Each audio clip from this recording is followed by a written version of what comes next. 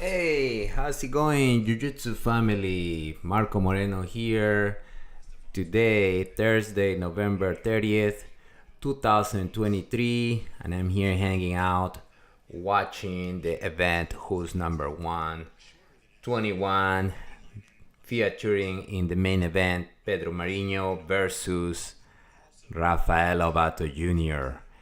Amazing match, very unpredictable, anything can happen. Lovato Jr. is a veteran in the sport. Man, he's been doing jiu-jitsu, gi, no gi, MMA since the mid 2000s, and he's still 2023, and he's still challenging the best of the best. That's gonna be for the championship against a very tough younger guy, Pedro Marinho, and we'll see what happened there. There are other fights in this card. You have Bodoni, who's replacing Gordon Ryan against Lucas Barbosa. Gordon Ryan was supposed to fight in this event, but he got hurt. He got a rib injury. Man, those rib injuries, luckily I never had a rib injury, but I've seen people having those rib injuries, and they are tricky. They feel like a lot of people feel like they're ready to come back to train, and they hurt it again. They always is there and is ready to get hurt again. So my recommendation is that if you have a rib injury, is to really take time off, and even if you feel like your rib feels good, don't come back, because it's gonna get re-injury unless you really take the time off and then it heals and you feel good to come back. And I think that's what Gordon Ryan was very careful about, was he doesn't want to go into the competition and face like a tough Lucas Barbosa and then hurt his rib again. So he canceled his appearance today, and also he was gonna have another match in December against Mason Fowler, and he canceled that until next year. So we're not gonna see Gordon Ryan tonight, but we do have great matches right now going on. Is Esteban Martinez. These guys are going at each other. Esteban Martinez versus Rhys Lefebvre. Man, there are a lot of scrambles here. There are leg locks. There are flying triangles. And 40 seconds left, and it could go to either one. I haven't been watching the prelims. If you guys have been watching the matches, let me know what happened. I just joined in. I just came home, turned on the computer, and just connected to the event. So I'm not really familiar. Don't expect me to know every fighter and everything that happened in the event. I know there are 15-minute matches. And so if you guys can comment and please share with me what you think about the event. Who's your favorite fighter? Who do you think is gonna win between Marinho and Lovato? And which is the match that you are looking forward to? I'm trying to look here. Let me see. What are the results in the prelims?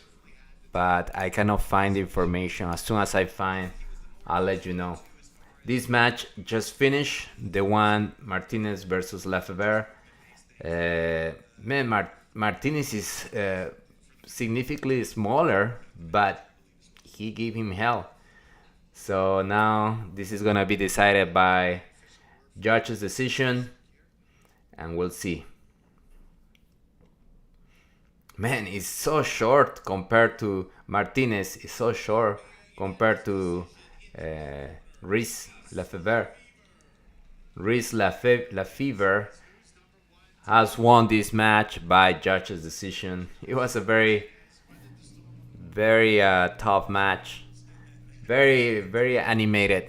There were a lot of transitions. I think at one point Reese took his back, and I think that looked good in the judges' scorecards.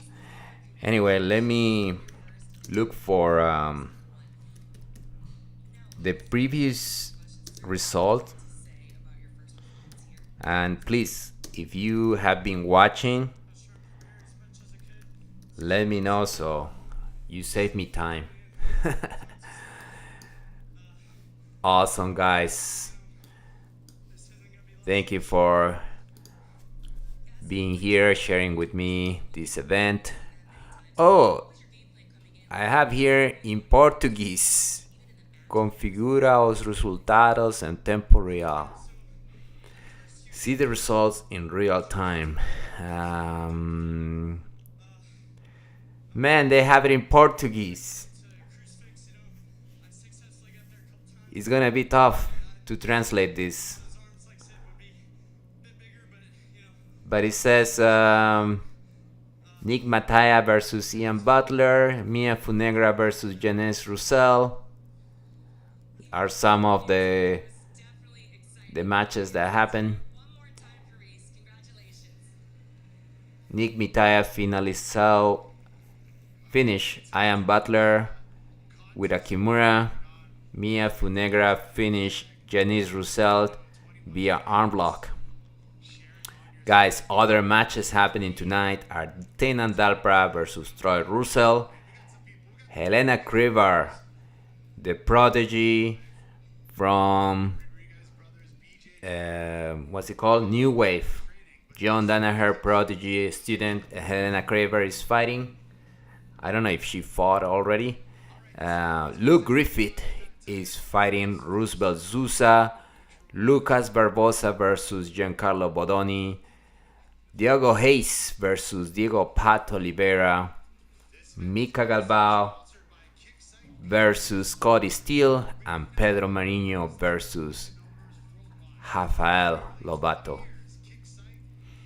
So I think we're still in the prelims, right? I think we just did Steven Martinez versus Riz Lefevre of lightweight. Coming up, yeah, this is still the undercard. Dominic Mahia versus Owen Jones is the final match in the undercard. This undercard might be going for free in YouTube, if I'm not wrong.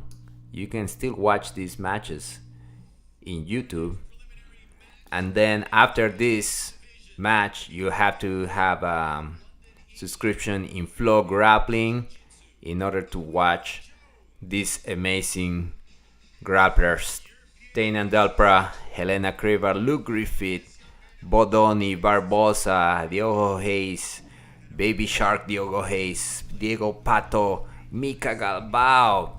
Man, that guy is amazing to watch. Last time, his last competition, he threw a flying armbar out of nowhere. Unbelievable. And then, of course, the main event, Pedro Marinho versus Rafael Lovato.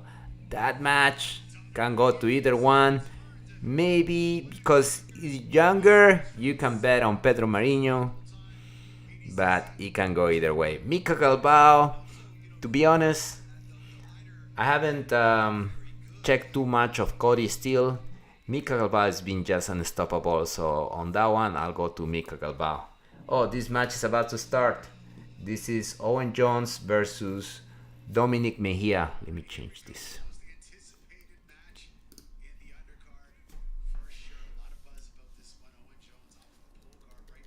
Owen Jones pulling guard, Mahia passing.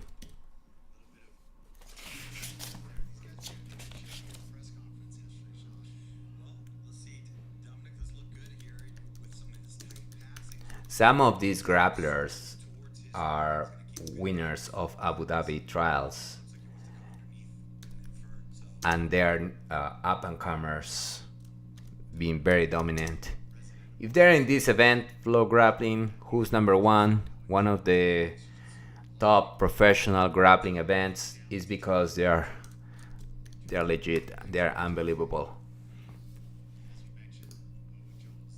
If you know these fighters and you have a favorite fighter, let me know in the comments. Oh, my friend Christian, how's it going, brother? Are you watching the matches, my friend? Who are you looking? Who are you willing to watch? Which fight? There are great fights coming up tonight. Christian, my brother, nice to see you here. So here, let's narrate a little bit about this match. I actually don't know these grapplers, so I cannot tell you anything about their skills. Like I don't know who's good at what here, but I see Mahia on top, Owen Jones on a half guard. I think the half guard is becoming one of those positions where everybody uses to, especially Nogi, to spin and entangle legs and go for leg locks. But Dominic Mahia is being very conservative on passing and not getting entangled in Owen Jones' guard. There he goes. That's the spin, and almost Owen Jones is really focused on entangle the legs. He spin under, but Mahia was good at getting his leg out of danger, and they go back to that half guard. Oh, Mika Galvao. Mika Galvao is your favorite fighter? Bro, he's amazing. Just unbelievable. He can throw arm bars. Everybody expect him to take the back, and he just throws armbar from there. Really unbelievable. Man, I don't know why this screen looks yellow today. You guys see like it's yellow? Anyway, I don't know what could be. Maybe here on settings. I don't want to mess it up. Awesome. Where's brightness here? Let me check. Let me see if I can. Screen. General. Owen Jones is the favorite at halfway through this match. I think he's being more active from the bottom, trying to go for the leg locks. And what they do is mid-match, they announce who's the favorite so far. So the other grappler, the one who is not the favorite, now he knows he's losing, so now he has a responsibility to bring the fire and attack and try to make something happen. So that's the way of who's number one, to keep the match active, engaged, and fun to watch. So, but they still stuck on that half guard. It's hard to. Yeah, and then Owen Jones inverts, and then Mahia take his leg out, and then they cycle to the same sequence. So it's gonna be tough to. It's gonna be tough to get anything. Those guys keep doing the same thing. Let me try to adjust my brightness here. I look too yellow.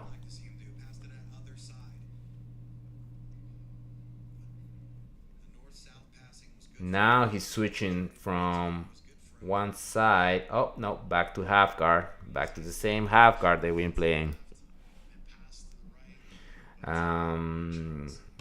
Nicky Ryan is there in the corner. I don't know is any of these guys B team. I don't know about any of these fighters, so if you guys know, let me know.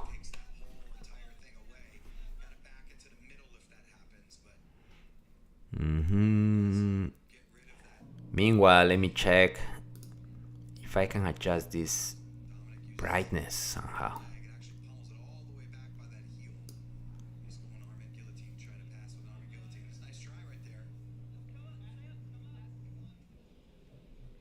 Three minutes left. Owen Jones he's still on his back. Oh, he's getting a leg. He's getting a leg. Man, Mahia is good at getting out of. He's not playing the game. He's not getting entangled in the legs game, in the leg lock game. He just get his leg out right away and then keep trying to pass. But it's tough to pass because Owen has a great guard. Oh, he's catching an armbar. He's catching an armbar. Owen Jones just caught him in a shoulder crunch armbar. Or elbow crunch. I don't know how you guys call it. Elbow crunch, shoulder crunch. But he's out. He was there for a second.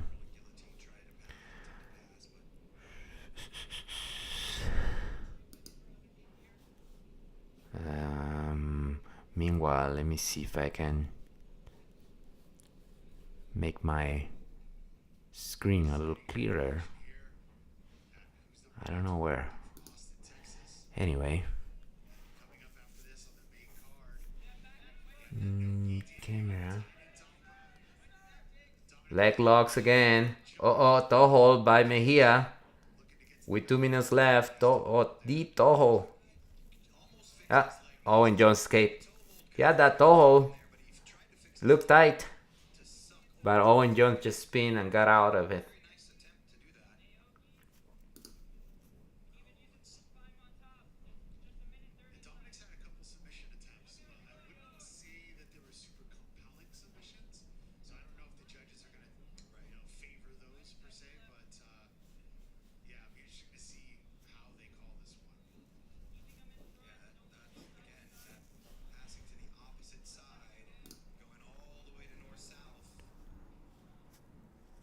One minute, 15 seconds in this match. Oh man, Mahia has a hard time passing Owen Jones' guard back to that half guard. Who am I rooting for? Christian asked, am I rooting for? Alright, let me see. On the main event, Rafael Lovato. It doesn't mean that I think he's gonna win. Okay, I think Marinho has the youth advantage, but these are the people that I'm rooting for. Oh, Mahia has a heel hook. He stays on the foot lock and out. Good attack. This second half, Mahia had a toe hold. Oh, now he's jumping to a guillotine. Almost gave his back though. Man, he gave everything on that guillotine and risked even getting his back taken. But it was the last few seconds. So it was worth. I think the second half, he did better, Mahia. So it's gonna be tough because the first half was all Owens. The second half was Mahia, so it's gonna be tough. So who am I rooting for? Lovato, Galvao, Diego Hayes, Bodoni, Luke Griffith, Tena and Dalpra, of course, and Helena, Crevar. I think those are my favorite fighters. Yeah, I mean, some of them it's some of them it's not like I think they're gonna win. Oh, Owen Jones coming all the way from the UK. Owen Jones wins by decision.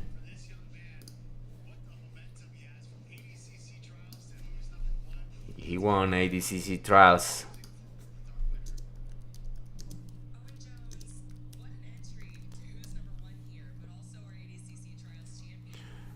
Um, yeah, I wish that guy Joseph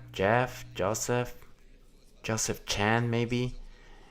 He's been he's been beating everybody in Abu Dhabi trials. That would have been cool to see him. Yeah, Tainan Dalpra for sure. Tainan Dalpra is his first no-gi match. Tainan Dalpra. So we'll see. With the gi, nobody can. Actually, Tainan Dalpra had a couple of losses in the gi, but still, he's super dangerous. No gi, we'll see. We'll see no gi. His first match. Some of these athletes have been training gi forever.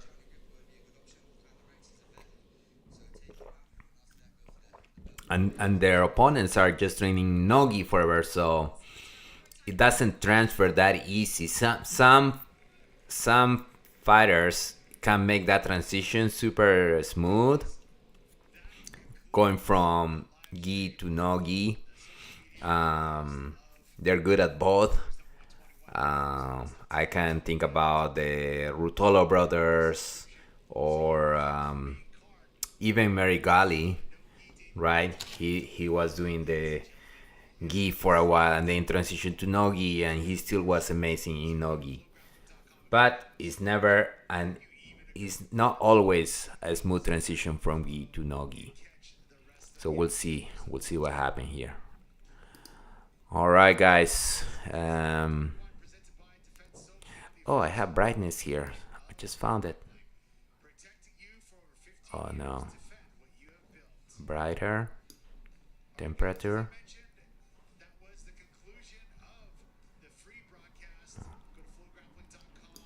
Tint.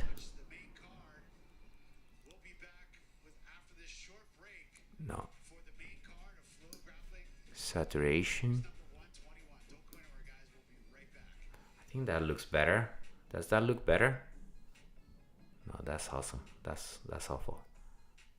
I think that looks a little better. Gamma. That's too dark. I think that looks better. Man, I found the picture settings.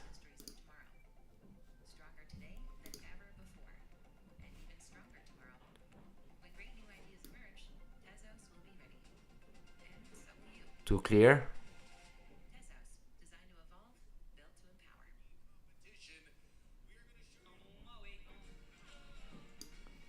I think that's good right there. I don't know why it looks yellow. So cool, guys. That was the last match in the prelims, and now they're gonna go to the main card. They're gonna probably go to some commercials for a little bit, a few minutes, and then they come back with the main card. Tainan Dalpra versus Troy Russell, Helena Crevar versus Julia Maele, Luke Griffith versus Roosevelt Souza, Lucas Barbosa versus Giancarlo Bodoni, Diogo Hayes versus Diego Pato Oliveira, Mika Galvao versus Cody Steele, and Pedro Marinho in the main event versus Rafael Lovato. Amazing matches coming up, guys. I hope you are watching. Let me know in the comments who you think is gonna take the victory, the win in these matches. Who are your favorite fighters? I cannot wait to see some of these matches. I'm looking forward to. Gordon Ryan is out. He's not fighting tonight, but still there are great talent, great submission grapplers. Christian Luke, or you want to Luke Griffith? Luke Griffith's been doing great. He's been doing awesome. You doing the Christian? What do you mean the Christian? You doing the Christian?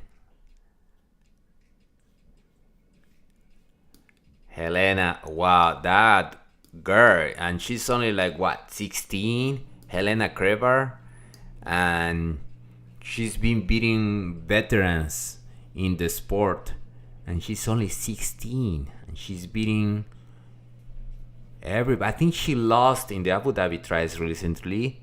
Recently, she lost, but very close, and it's just unbelievable the growth in her submission grappling skills. She was good already when she was training in her original academy, but then I think her parents, I guess, coordinate her transitioning to new wave with Danaher, and training there, she's been just growing even more and getting very good. I think the best thing about Danaher on his training style is that he takes it training very professionally. Like in his school, they train pretty much every day. There are no breaks,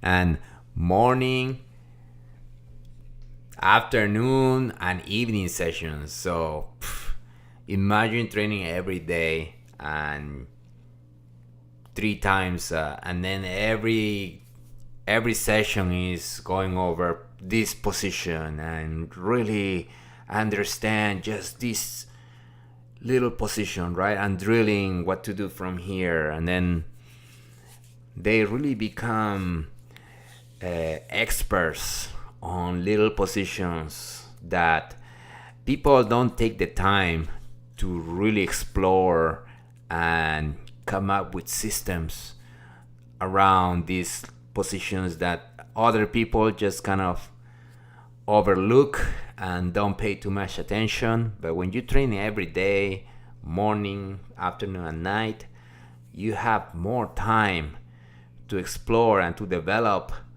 strategies and moves and positions that will surprise because nobody else is doing it.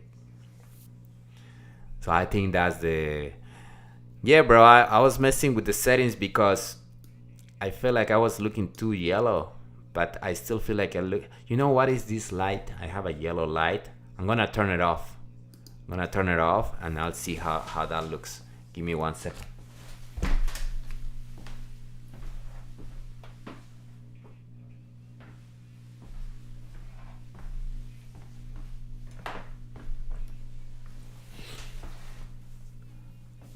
No, bro. This look like a horror movie. No, I'm gonna turn the light. Sorry, guys. Just trying to get situated here.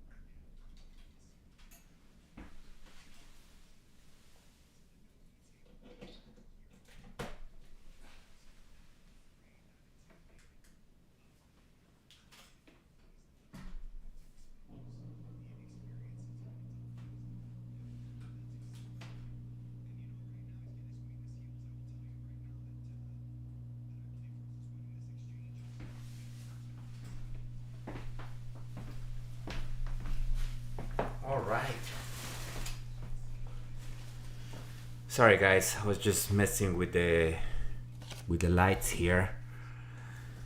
Cool. All right. Let's see what's going on here. Oh, Tainan Dalpra is on the mats. Tainan Dalpra and Troy Roosevelt are already wrestling. Nice Uchimata by Dalpra, but with no success. but nice attempt. Oh, single, nice takedown. Tainan Dalpra took Troy Roosevelt down and is now in side mount. I think Tainan Dalpra is gonna take this one. Awesome to see Tainan Dalpra in Nogi. I think he's gonna have no problem transitioning to Nogi. So much talent versus Troy Roosevelt.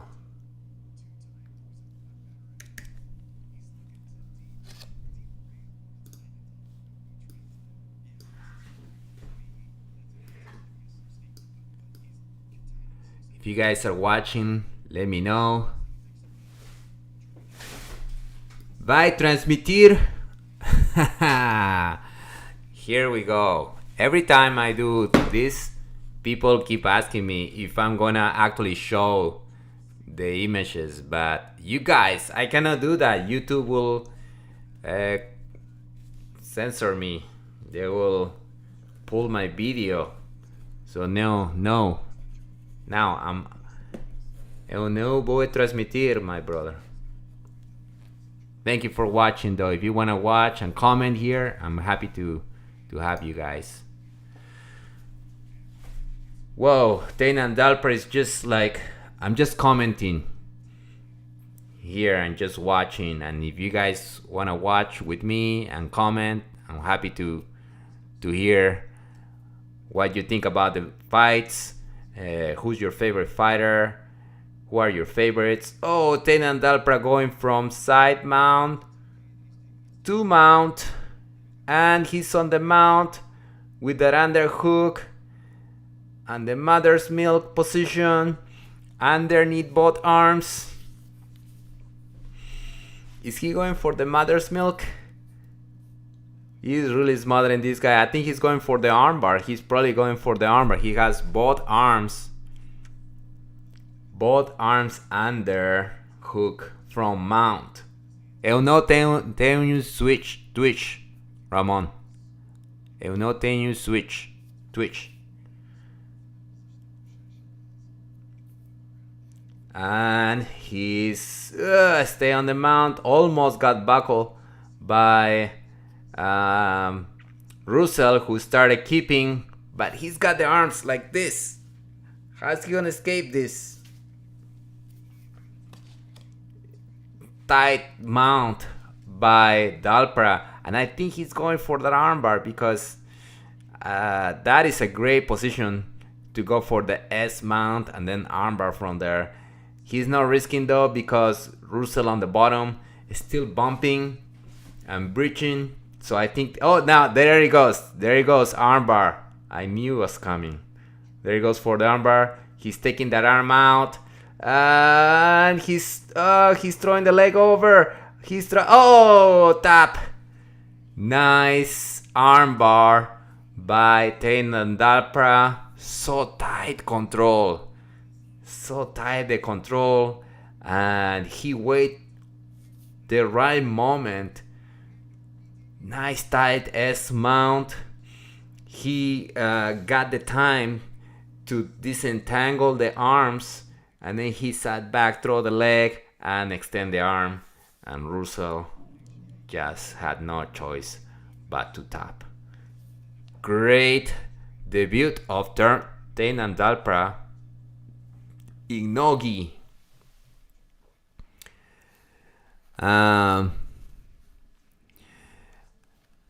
Ramon, Pessoa coloca who's number one na Twitch. I don't know who's streaming in Twitch with the event. Teo Vivo, valeu, eu vou em vivo, transmissão is in vivo. I'm going live right now with the event happening, and I'm commenting as the event is happening. This is not this is not commenting a previously recorded event. This is going live. It's 9:06 in the East Coast, Thursday, November 30th, 2023. Tainan Dalpra wins by armbar. Great debut.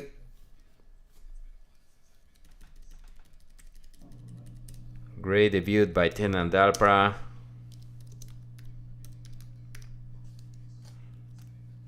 Good to see him going in no-gi, because we've seen him destroying everybody in the gi. I'm gonna turn the volume up. So for that, I like to give myself some time and prepare. I knew it's, like I've been saying in our interviews, the game has changed so much. So I know how dangerous these fights could be. But at the same time, I'm very confident in the work that I put in with my team. And, that's why we come here and we always try to represent as much as possible. So I think one of the biggest questions that we have as coming from Art of Jiu-Jitsu, Mendes Bros. To something like a no-gi world, something like an ADCC, or who's number one title in the future? Well, I think what I'm looking for the most right now is to continue to display my techniques in the no-gi. I think a lot of people has got to see that in the gi. I've been competing very active, but at the same time, I feel like I would like to be the fighter that does both, so in the next couple months, I'm going to continue training the no-gi, help my teammates out in the no-gi worlds. I won't be competing that one, but I heard there's going to be who's number one in Costa Mesa in beginning of the year, so I'd like to participate in that, and just try to fight as much as possible and stay active. Is there anyone in particular that we can expect to see you against, or that you would like to have a match against in an event like that? There's always been, for my entire journey in the beginning, I've always set my goals very high, but Tainan Dalpra is speaking right now. to achieve them. So I knew that in the gi, I've done that. I've done brick by brick, step by step. I was able to achieve the biggest goals in the sports, and I'm looking to do the same in the no-gi. So step by step, I'm going to keep climbing up the division, and I look forward to compete against the highest level and the best there is out there in the no-gi. So like I said, step by step, I'll get there, and I'm looking forward to see what Tainan Dalpra will look like in a year training a no-gi. So in February, please, for grappling, I'm in the card. Ricardo, you have my number, and She's asking Tainan Dalpra, is your goal no-gi wars? Is your goal Abu Dhabi? Who's number one championship? And Tainan Dalpra is saying, I'm gonna take it easy. I'm gonna keep competing no-gi. I'm gonna show my talent step by step. He wants to do another event in February, no-gi, and then from there see where he goes. So he's not really saying, yes, I'm gonna become Abu Dhabi champion or anything like that. Apparently he's taking this in a very strategic way, going from one event to the other, and see where his no-gi journey takes him. But it's very, very exciting to see Tainan Dalpra. Coming up, we have, who's coming up? Helena Crevar versus Julia Maele. Helena Crevar, the John Danaher prodigy from New Wave.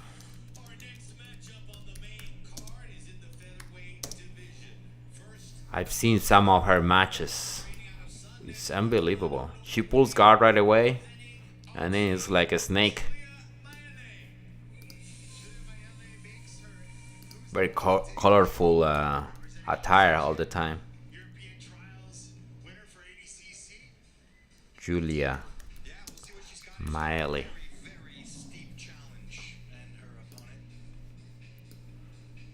Helena Crevar versus Julia Maele. They are walking into the mats right now. There she goes.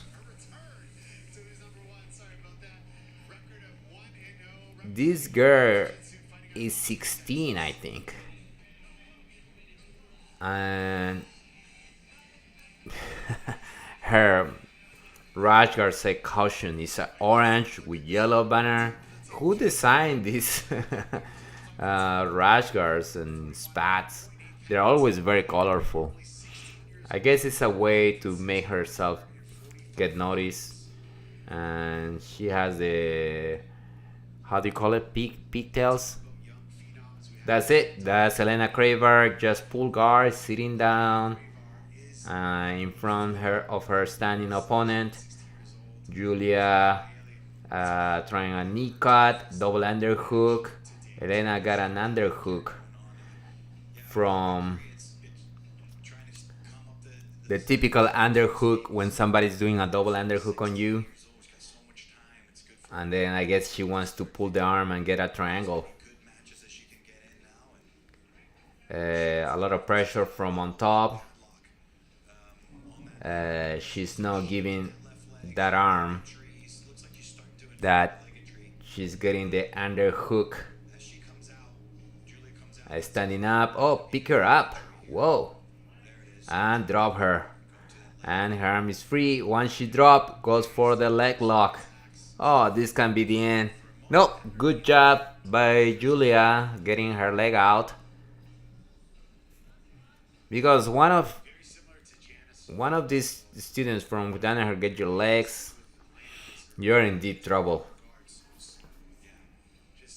And doing like a combat base, Julia Maele and Helena from bottom trying to spin. She does it, spin under, trying to collect a leg, gets a leg. She's got a leg. She's going for the heel hook. She's going for the heel hook.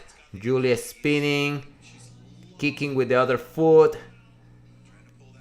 and still in danger. The foot is still in there, and Helena is looking for the heel. If she finds the heel, oh, but Julia pushed with the other foot, get her knee out, and she's out. She got out. Tough heel hook, tough position that Helena Crevar had Julia Maele, and she was very good at defending the heel hook. And they reset to the center. Helena pull guard again, and same thing from the bottom, attacking, trying to collect an arm.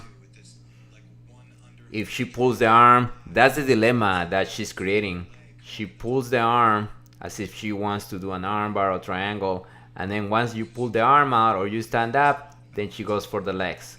And now Helena is on top. Helena was able to push her and creating a transition where she's now on top. Gordon Ryan on her corner and putting the pressure, and now Julia is inverting and going for the leg lock, but Helena is putting a lot of pressure. I don't think she's gonna be able to invert. No, she does invert, and she gets a leg, but I don't know if you wanna get, because now it reversed. So Julia inverted, going for the leg lock, and now Helena is turning this into her own attack and is in the leg. Oh, now get the heel. Oh man, for a second you could see that she was wrapping the heel, and Julia, man, she's out again. Whoa, great defense by Julia. I don't know how to pronounce her last name. Maele. Crevar again on the bottom, playing the single X. Now heel hook again. But Julia's doing amazing work defending, getting her knee out of the submission. Once you get the knee out, then you can be safe that there's not gonna be a heel hook. You know, the heel hook you need to have the knee in order to crank it. If the knee is out, there's no heel hooks, most likely they're gonna escape. But here we go again. Close guard, Helena Crevar on the bottom. There's a 15-minute match with 10 minutes left. Oh, climbing a very high guard. Oh, triangle. She sat back to defend the triangle or armbar by Helena, and now Helena is sweeping. Judge's favor is Helena Crevar. They always announce the favorite in the eyes of the judges mid-match. That way the other fighter gets the pressure to make something happen, because mid-match this the athlete is losing when they announce the name of the other well, not the name but the color, then put the pressure on the other athlete to start working. Oh, toe hold by Helena Crevar. They keep rolling, spinning, and out of bounds. They're gonna reset. I don't know if they reset the athletes with the submission in place. No, they reset from a neutral position, standing up. Helena sat down, and then Julia is standing in front, trying to knee cut. Helena now invert for a leg lock, but Julia is doing an amazing job. She probably saw her videos and just really figured out all the strategies of Helena. Oh, going for the leg lock again. Helena Crevar, she's really being very insisting on this. Oh, that causes a sweep. Now Helena is on top, passing. Toe hold, drops back with a toe hold, looks deep. They keep spinning. She has a deep toe hold. She let go now. And Julie's on top.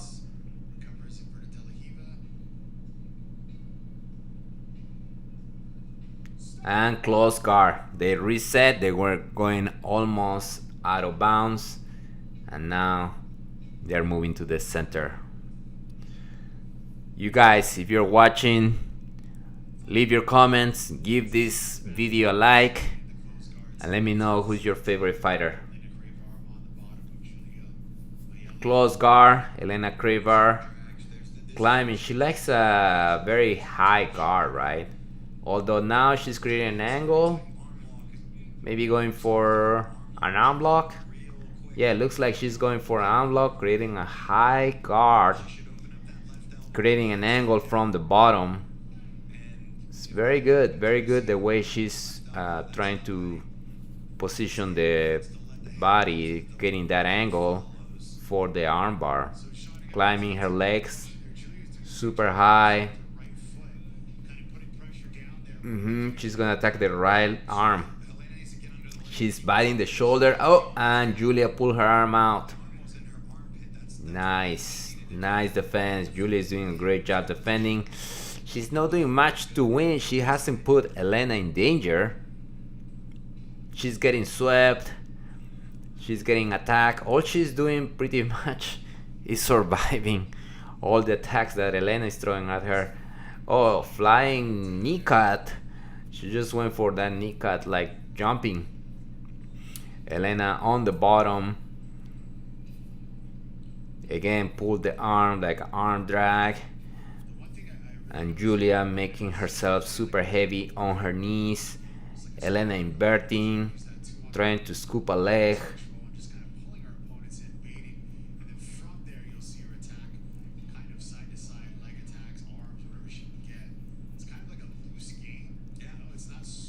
Julia is doing amazing. she's not giving her any chance of going for the legs. And if Helena get the legs, Julia is quick to just get her leg out. Helena Crevar inverting again. This look bad because now she can actually go for an armbar or take in the back or triangle. Nope, nothing happened. She went back to regular guard, close guard, inverting again.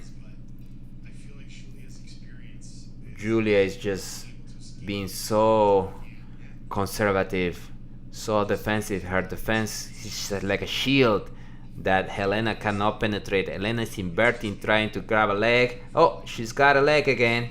She's got a leg. But when she gets the leg, Julia just get her knee out, and then Helena doesn't have the full control to crank the heel hook. But now at least she created a sweep, so now Helena is on top again, trying to pass. This is like the third time that Helena Crevar has been on top. But once she's on top, instead of passing, she grabs the legs and then drops back to attempt the leg lock from on top. And here she is trying a straight ankle lock. Oh, ooh, looks deep, looks deep. Oh, she's out. Whoa, Helena really was cranking that ankle lock. And Julia, man, she's tough. She was able to pull her foot out when it looked like she was about to tap. And here we go again, Julia on top, trying to pass. Helena is doing her classical inversions for legs attacks. Another leg entanglement, another opportunity. Julia falls back.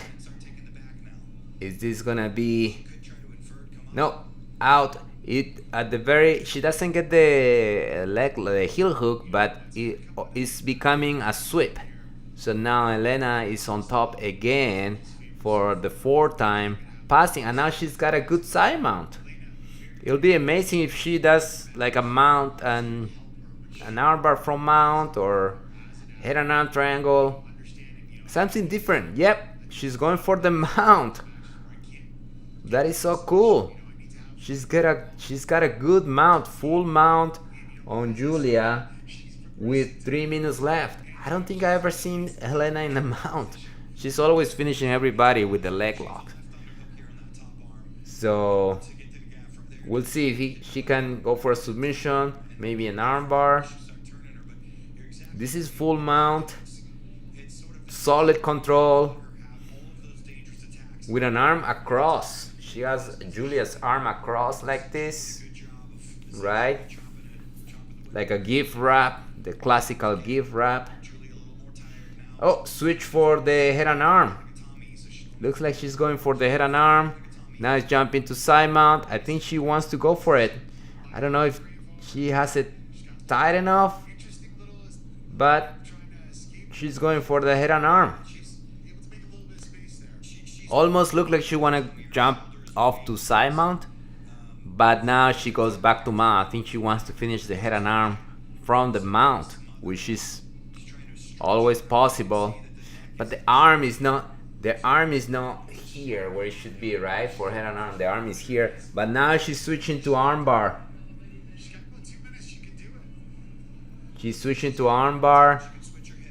Really nice attacks by Helena. She has one knee over the shoulder. If she gets the foot, that's a triangle. She's going for the triangle from mount. And Julia is pushing that ankle, and that's a great job escaping. Julia Maele just escaped the mount from Helena Crevar, who quickly, guess what, is going for a leg lock again. As soon as Julia escaped, she dropped to a leg lock, and now they're in neutral position again. Julia is doing amazing, getting her leg out.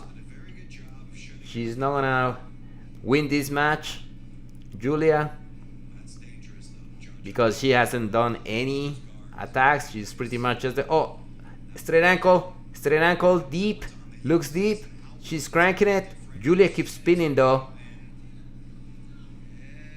Tie straight ankle lock. Oh man, she's really going for it.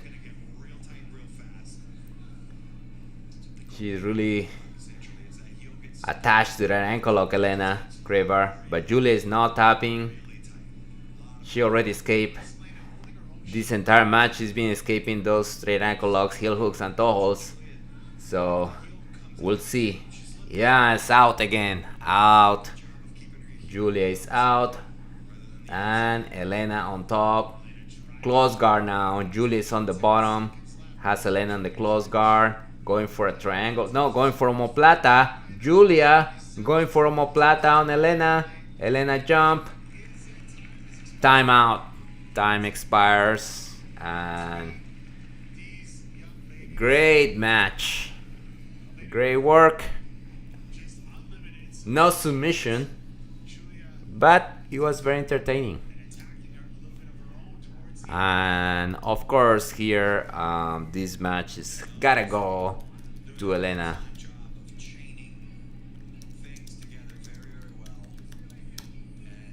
I'm just gonna go ahead and write it here.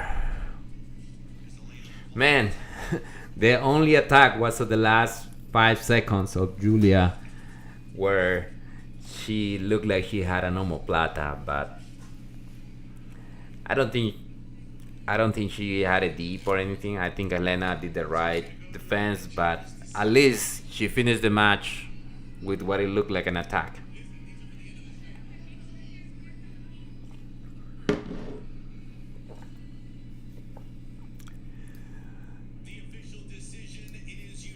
Official decision, unanimous, Helena Crevar.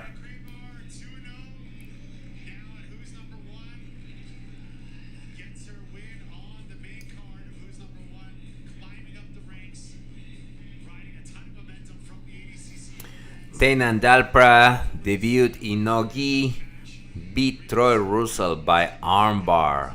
Great armbar, was tight, a lot of good mount control, and then he went for it. Hard to stop that armbar. Second match of the main card, Helena Crevar just beat Julia Maele. On my training, like to prepare for ADCC, and I think this was a great experience fighting a ADCC European trial champion. So it was a great match. 15 minutes. I was able to, get some good leg attacks. A really tight ankle lock at the end. She said she's preparing for the Abu Dhabi next year, I'm really happy with my performance, and that she's happy with her performance, going with a European Abu Dhabi trial champion.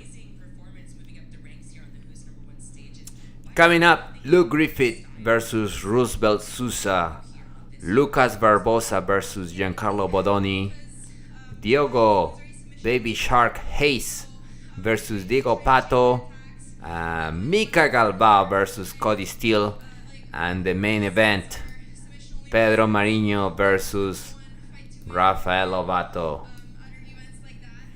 Tell me, guys, let me know in the comments, what do you think about this card?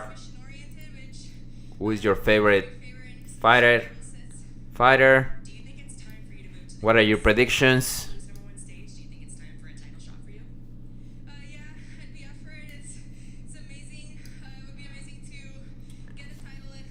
Helena Crevar says she's ready for a title shot in Who's Number One organization. I don't even know who could be the champion. Who's the champion right now in that division?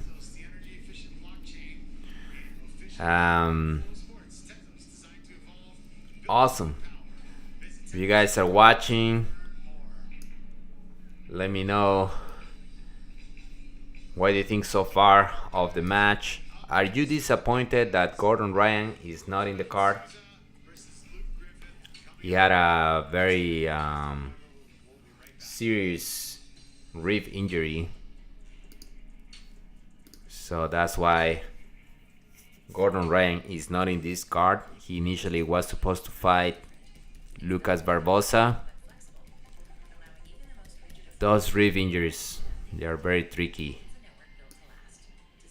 They feel like they are getting better,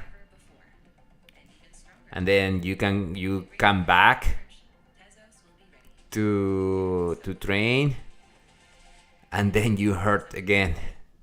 They stay forever.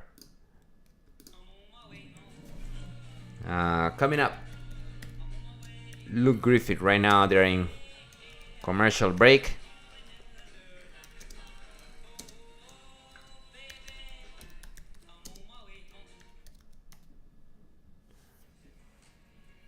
But coming up, Roosevelt, Souza versus Luke Griffith.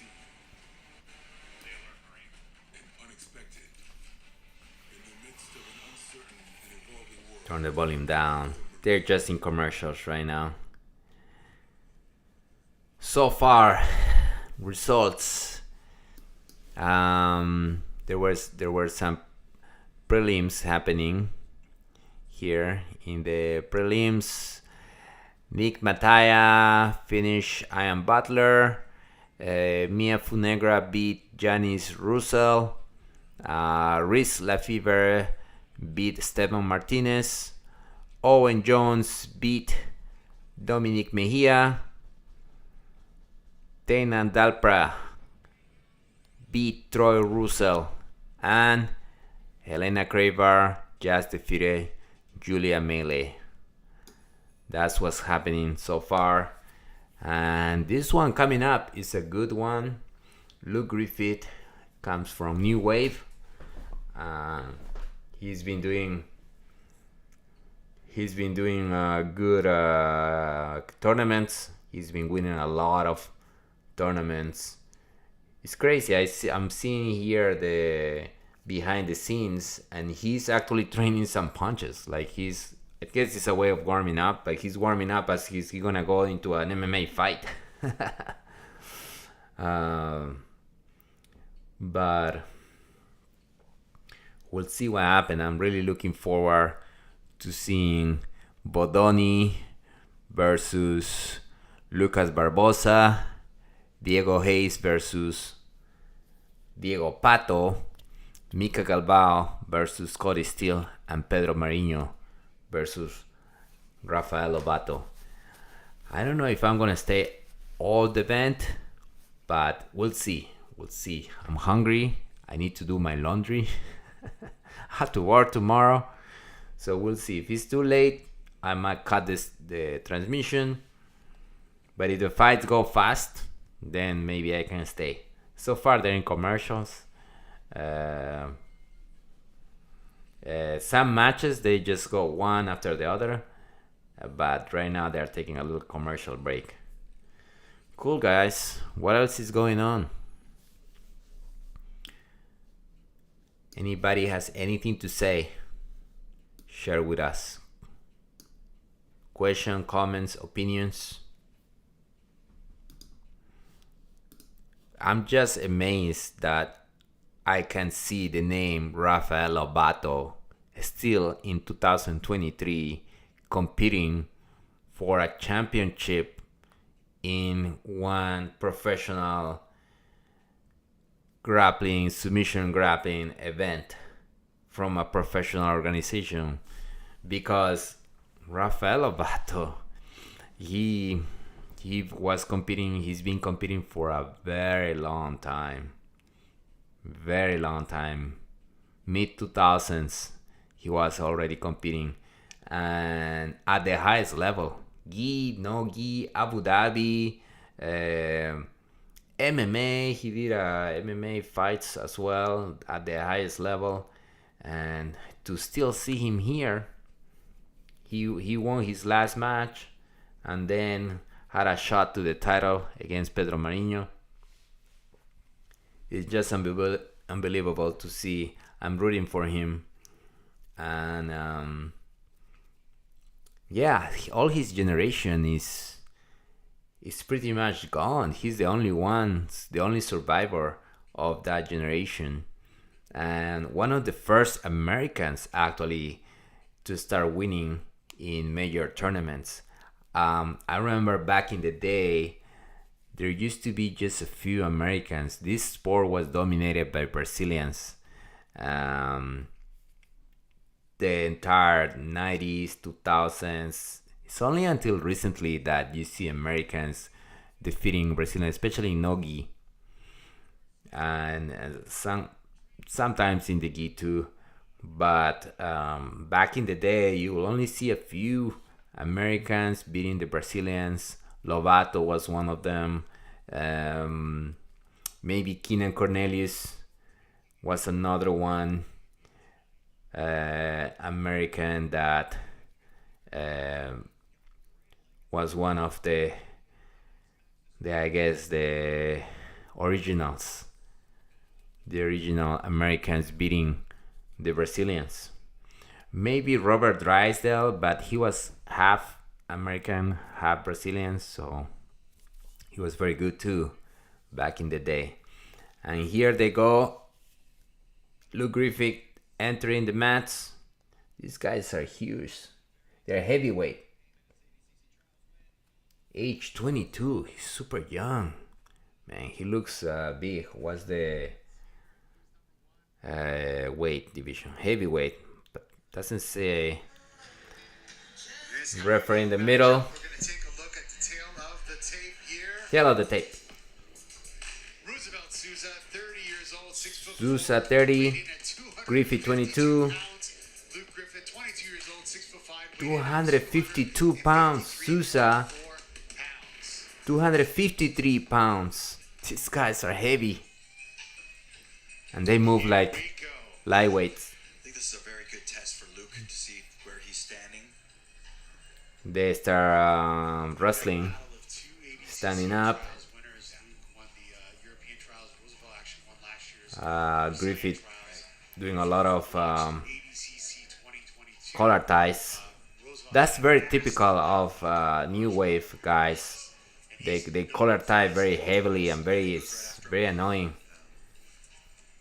Guillotine attempt there by. Yep. Ooh. Roosevelt start running and got taken down by Griffith. Griffith now on top. Collar tie was so annoying, so insisting. So many collar ties that Souza started running and fell down. A lot of pressure from Griffith. Now inside his close guard. Roosevelt Souza has Griffith inside his close guard. Griffith standing up. Open the close guard. And now attempting the pass. Griffith in white rash guard, white shorts. Roosevelt Souza in black.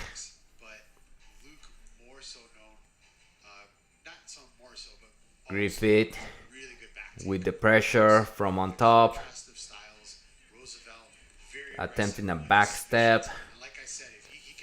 Souza, jumping for a leg lock. Griffith from on top, fell, reset back into passing mode. Souza has a good guard. Oh, triangle. He almost got caught in a triangle, Griffith. Grabbing the ankles, pushing. Griffith. Souza scoop a leg. Griffith escaping his leg. Griffith passing. Souza's open guard. Knee cut by Griffith. Putting all the pressure.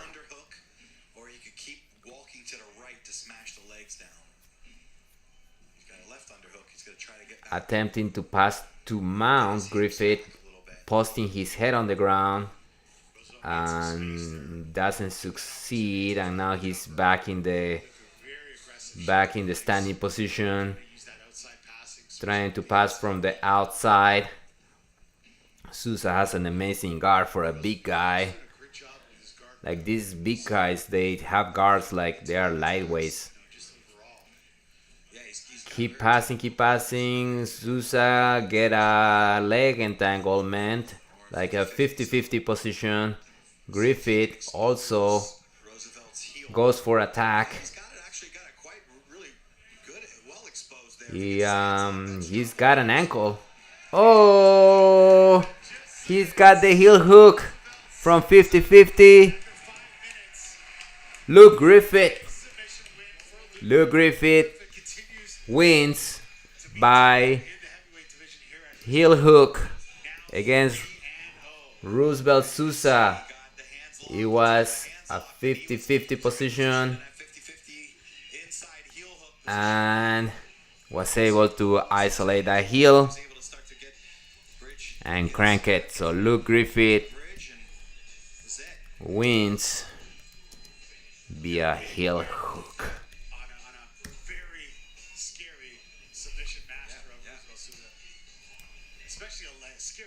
Great display by Luke Griffith.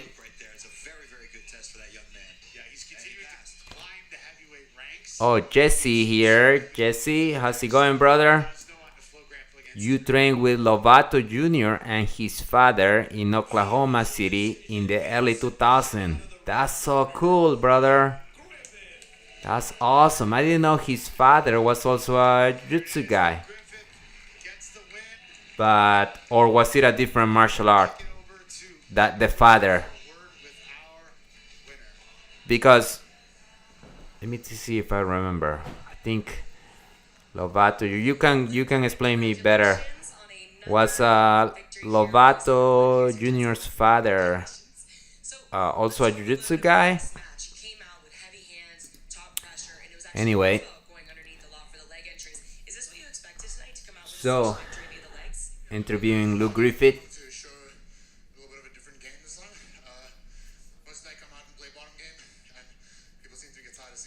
It's the last time he showed bottom game, and now he wanted to show top game. We can expect the next time you come out on who's number one, or do you mix it up a lot? I think people can expect that I can do everything. You know, I'm not just one dimensional. He said he's not one-dimensional. Luke Griffith, he's saying that he can do everything. You're often a man of few words. You don't talk a lot. You don't call a lot of people out. But because of your high-level pedigree, I'm really interested to know who you would like to face coming out to who's number one again. Who would you like to face? Really happy to be in the top 10 right now, so I like to start climbing even more, maybe to the top 5. So Craig Jones is at number 2. Craig Jones. So that's what I want next. Luke Griffith is calling out I'd love to see that. Craig Jones. Time for Luke Griffith. Congratulations. Oh, Jesse, you are sharing with us that you train with Lovato Jr. and Lovato's father, and that the father trained Jiu-Jitsu and Screamer. That's so cool. And also a licensed boxing instructor. I didn't know that, but that explained the stick fighting. Wasn't that called Khalil? Let me look for that. But that is awesome. Yeah, so that explains how Lovato Jr. got the love for martial arts. I guess he got hooked in jiu-jitsu, but also the warrior spirit, right? He takes it from the father. That is cool to share that. Thank you, Jesse.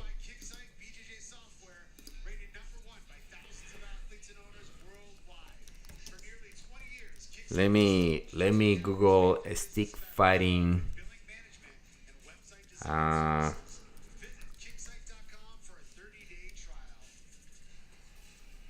Scream a stick. I'm just looking at this.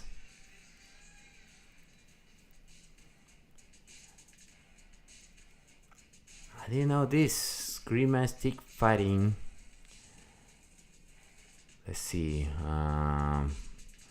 Cali is the Filipino stick fighting. I think actually I saw a competition. One time I went to a Jiu-Jitsu tournament, and on the other side they were doing a Cali tournament also. They have full gear, full protective gear, and they like start hitting each other with the stick. Screamer sticks. That's good. That's looks great. Anyway, going on here, Bodoni, Giancarlo Bodoni entering the mats, facing Lucas Barbosa. They used the main event was supposed to be Gordon Ryan versus Lucas Barbosa. Gordon Ryan was out, and now Bodoni is a replacement, and he is facing the Hulk, Lucas Barbosa. Bodoni beat Barbosa in Abu Dhabi, but Barbosa has beat Bodoni before. So this will be super interesting. Where do I put this title? Here.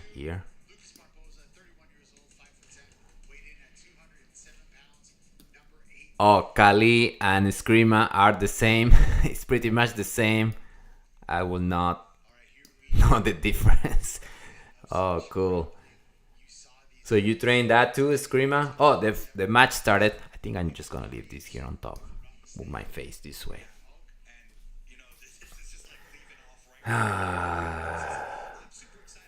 Bodoni, Barbosa with the heavy collar ties. Barbosa also with the heavy collar ties. And of course, Bodoni coming from New Wave, they're using, we just saw how effective those collar ties are. Luke Griffith used it to take down Souza in the previous match. And now Lucas Barbosa has double collar tie.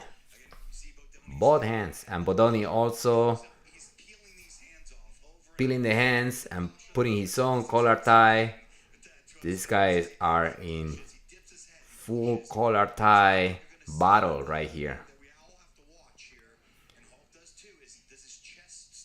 Hand fighting, collar tie.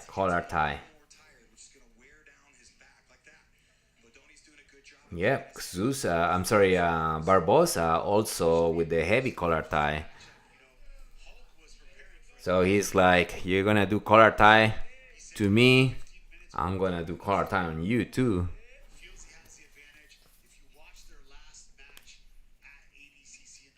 We'll see. Lucas Barbosa is so strong. Bodoni looks strong too. It's amazing to see Bodoni, how fast he went from being a competitor but kind of unknown to Abu Dhabi champion. That Abu Dhabi tournament, the last Abu Dhabi, Bodoni did amazing. I think it was the revelation of the tournament. Was it his first tournament, his first Abu Dhabi? And winning is just unbelievable. And he beat Lucas Barbosa there in the finals. So this is what we're watching right now. It's an Abu Dhabi final, a rematch. They still keep the collar ties.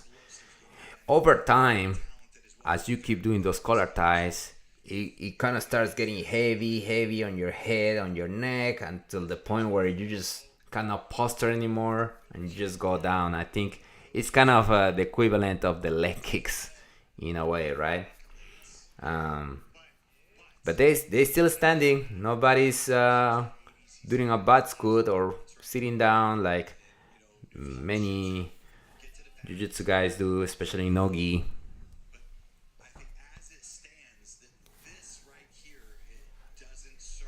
Oh, Jesse's sharing us how Lovato school was called Lovato School of Brazilian Jiu-Jitsu Valetudo.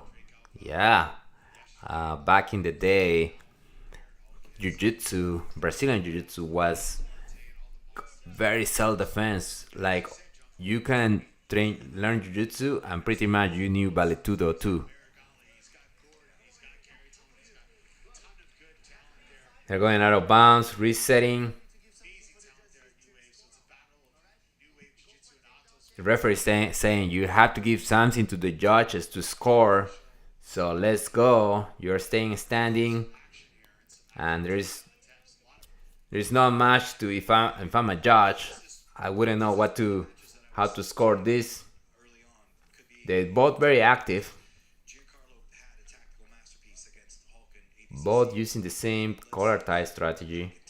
The match is 15 minutes. They're approaching the 10-minute mark.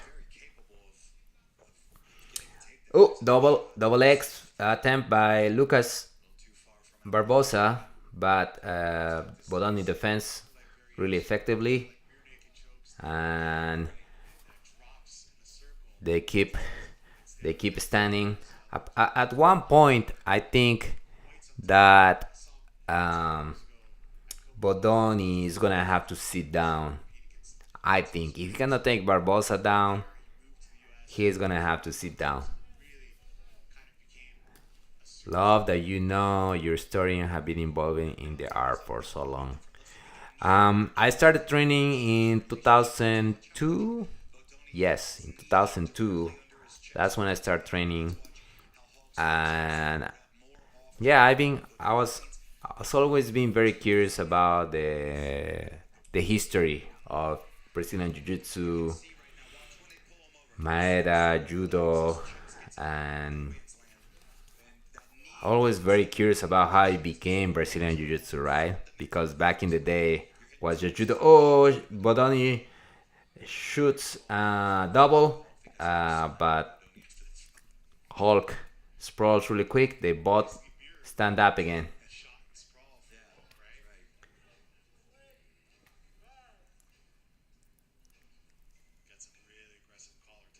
Keep the collar ties. These guys are just fixed on these collar ties.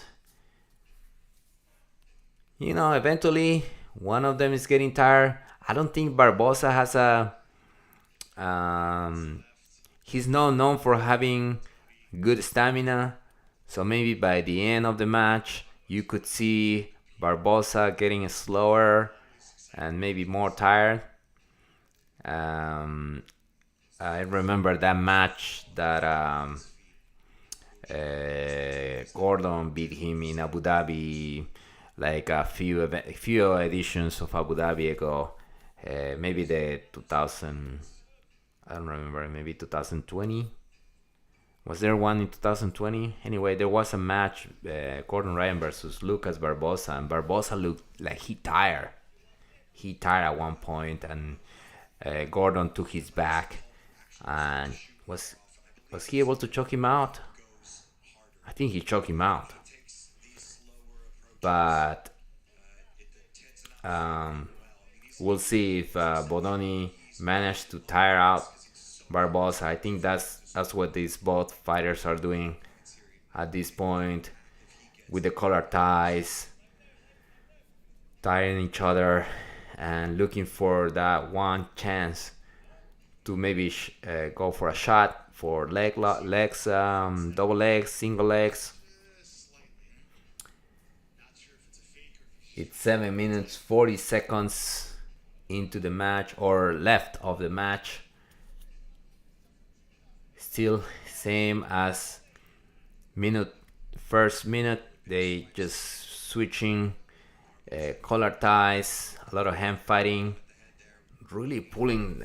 Bodoni now has two hands at one point. Now he let go, but Lucas also had at one point two hands on the head, pulling down and just creating a lot of pressure on the neck. A lot of hand fighting too. Arm drag by Bodoni. Oh, Barbosa almost went down and recovered really quick. Bodoni attempted that arm drag. Barbosa went to his knees and then recovered pretty quick. That could be huge if the fight finished like this. Yeah, Bodoni's looking maybe to take the back at one point. Maybe a foot sweep. He's very good at setting up foot sweeps.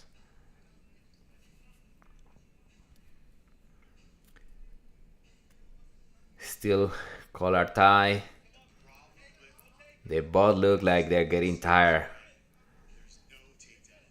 How long? 6 minutes 15 seconds left on this match, and they still standing up.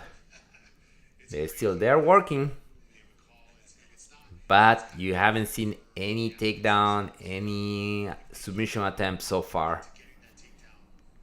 He's been just standing. Oh, there he goes. Barbosa shoots for the legs. Bodoni stop him. Barbosa has a double underhook. Bodoni has overhooks. And he's sprawl. Bodoni sprawling. Doing overhooks on Barbosa. Going out of bounds. Resetting. They go back to the middle. Good attempt by Hulk. Collar tie. Hand fighting. Oh, Barbosa went down for a second. Looked like he wanted to do like a sweep or something. He slipped, went down, recovered real quick. Bodoni is the judge's favorite so far, which now puts the pressure on Lucas Barbosa to get a takedown or get something happen if you want to win, because the judges look like they like what Bodoni's been doing so far. It's close. It's very hard. Both of them are doing the same thing with those collar ties. They're still standing, circling around, hand fighting. Collar tie by Bodoni. Barbosa peeling the hands off.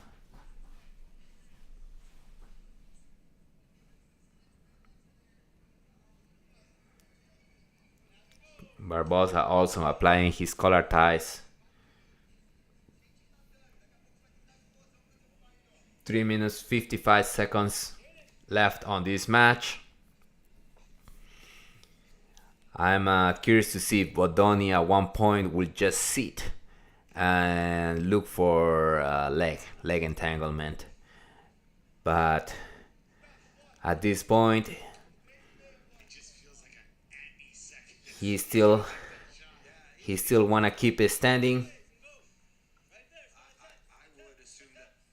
This approaching the last 3 minutes of the match, and there goes, shoots. Bodoni goes for a double leg. Barbosa sprawl, man, that's a good sprawl. Bodoni still has one leg, but he's on his knees. He doesn't have power, and Barbosa looks like he's sprawling. The sprawl is deep, but Bodoni still has the leg, though. Bodoni still has the leg. Barbosa is also crossing his hands over Bodoni's body. Oh, he's free and he's out. Barbosa's sprawl was enough to break free from the double leg or single leg attempt by Bodoni. He went for double and it turned into a single. Standing up, switching, hand fighting. Looks like Barbosa is getting tired to me, but it might be his posture. He has a posture that is a little bit, head is lower. But that double leg attempt by Bodoni might. Oh, there goes Barbosa for the legs. Bodoni sprawls. Back in the center again. 2 minutes left. 2 minutes left. I think Bodoni, that attempt so far, that attempt that he had right there a few minutes ago, and with the having the judges in his favor, I think he has enough right now to win this match, but it's not over. And then I think Barbosa still is looking to surprise him and just get that takedown at one point. They're thinking right now, time is running out. They must go for something. Yep, Barbosa is looking tired. He goes for a leg, single. Bodoni sprawls. He's out. Nothing happened, 50 seconds. Bodoni chase him.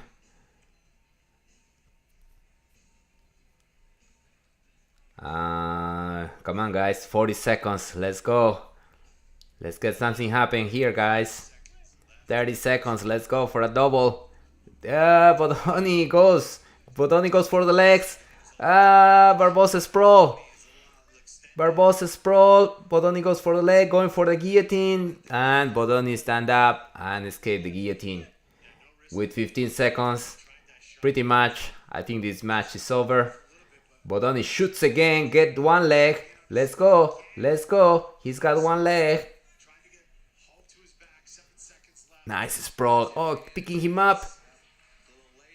Turning him. Time. What do you guys think about this match?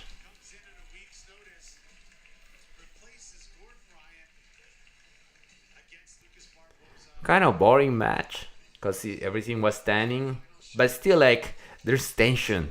There's tension, like, at any moment something will happen.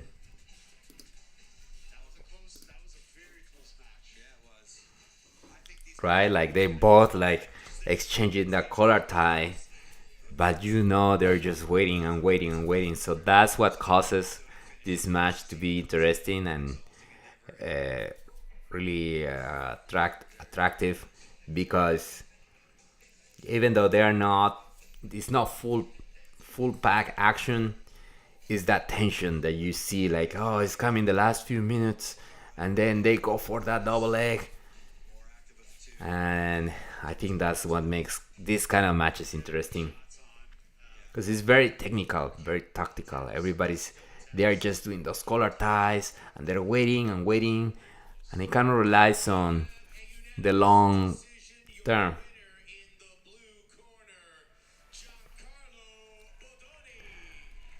Giancarlo Bodoni, I think he's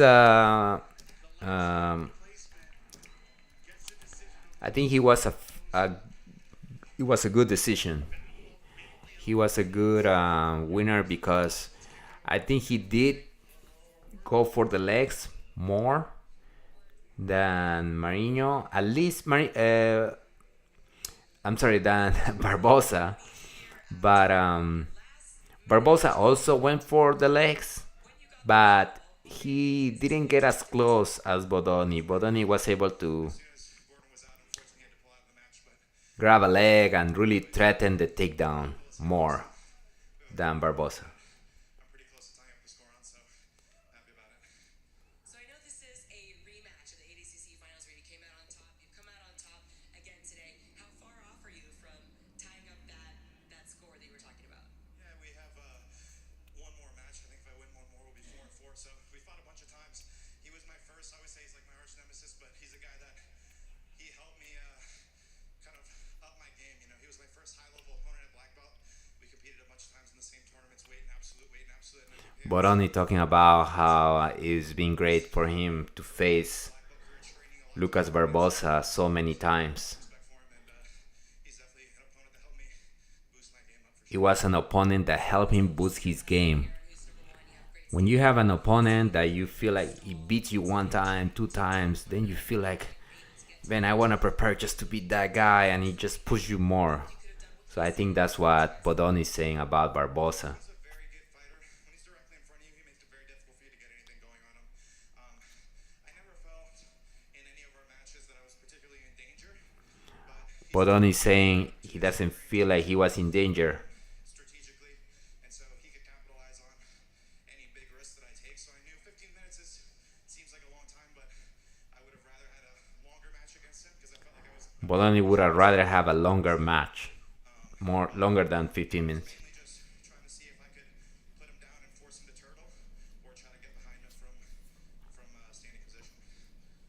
Also, we always love to see you here on Who's Number One. Thanks for filling in last minute and getting the victory. Let's hear it one more time for Giancarlo.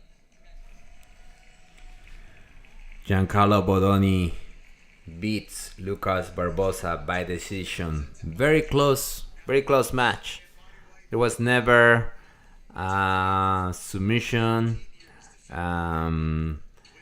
attempt. Even the takedowns weren't really close, but he looked like he was closer to a takedown, and I think he deserved to be the winner of that match. Diogo Hayes coming up. Diego Hayes versus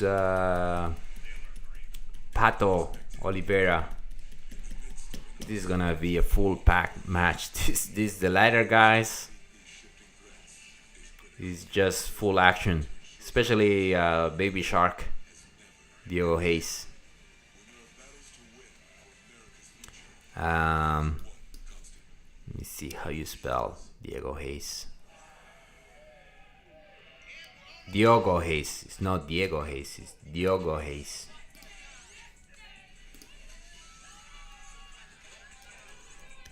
Diogo Hayes versus Diego Pato. It's not the same name. Pato. Pato in Spanish is duck. But is that his nickname? That did they call him Pato, or is his last name? Maybe his last name is Pato.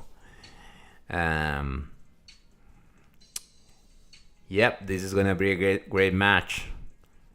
If I had to bet this one, it will go to Diogo Hayes. Diogo Hayes has been unstoppable in the last matches that I saw him. So I think he's gonna take this, but never discount the talent of Diego Pato. He's also a great match. This is a great match. Looking forward to this one. Brazil. What's up, guys, from Brazil? Man, I didn't know how many Brazilians watch this transmission, but obrigado, and eu espero que você gostou de transmissão. I have a little Portuguese, and it's pretty much my Spanish that I kind of find kind of like the idea, but I'm nowhere near to being fluent in Portuguese. Oh, okay. No, this is not discouraged. If you guys want to go and see Jesse's, he found some stream somewhere there. So go ahead and talk to him about. But if you're already watching,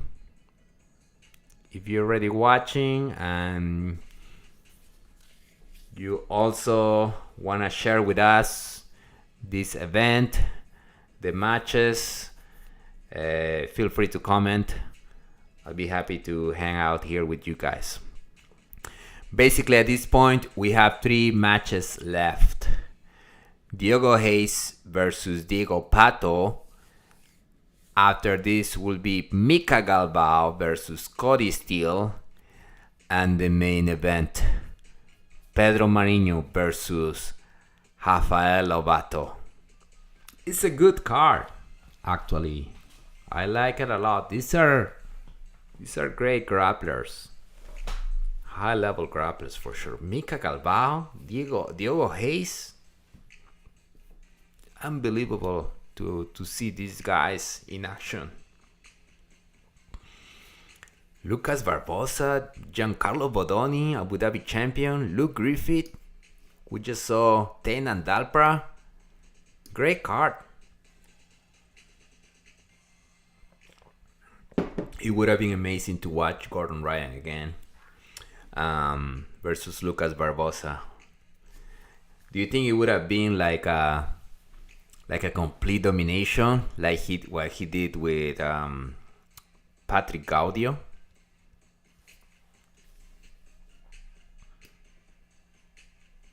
Maybe, right? Maybe he would have smothered him passing and made him tap out due to smothering. Or maybe he would announce, he would have predict his submission. That's what makes him entertaining. And that's what makes people wanted to watch his fights, Gordon Ryan.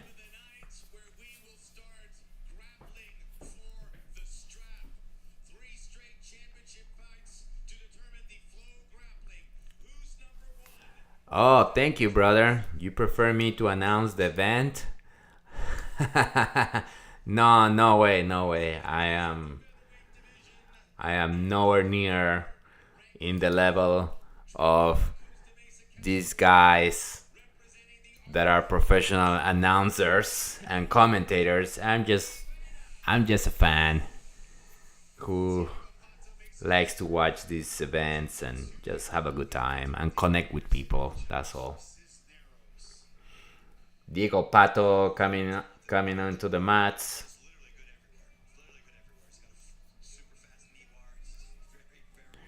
You wanna put the link in the chat? No, I don't mind. I don't mind at all.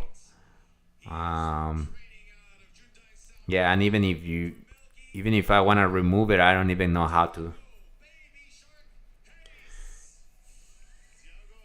Diogo Baby Shark Hayes coming to the mats.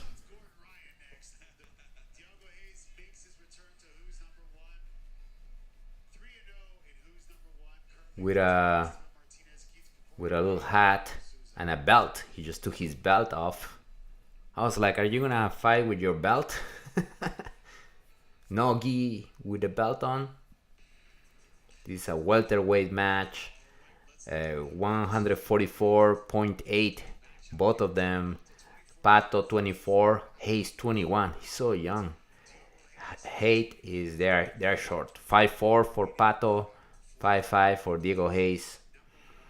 Diego Pato is ranked number 5. Diego Hayes is ranked number 1. And there we go. Nice jumping guard by Pato. And Diego stand up. And Pato going for his leg. Man, these guys waste no time at all to start putting the fire on each other. Pato passing. Here, Diogo with the butterfly. He might attempt a butterfly sweep. Pato stay on top. The butterfly sweep does not work. Trying to knee cut. Diogo inverted for leg lock. Pato defending. Baby Shark now swept Pato on the leg. Heel hook. Looks dangerous. Diogo defended really well.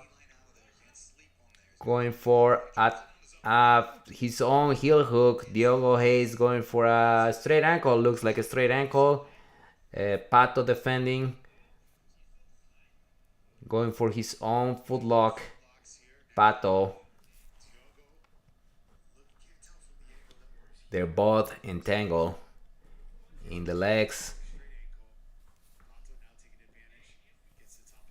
Pato, they disentangle. Pato keeps the top position. Half guard by Baby Shark with a knee shield.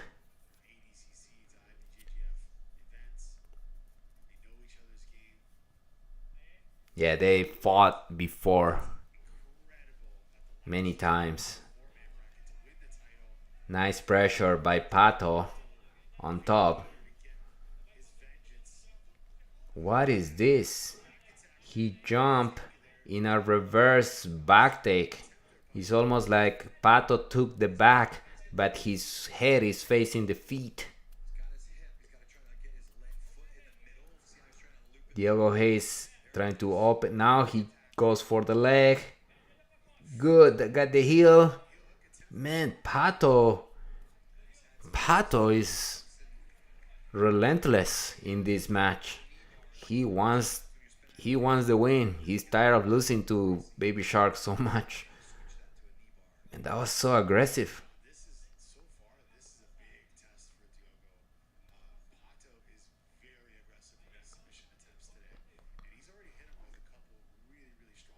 Now Baby Shark is on top.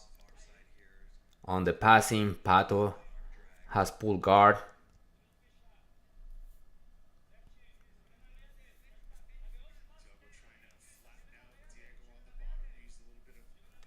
I think these guys are not like the heavyweights who are slowly advancing to half guard, to mount, side mount, to mount. These guys are scramblers.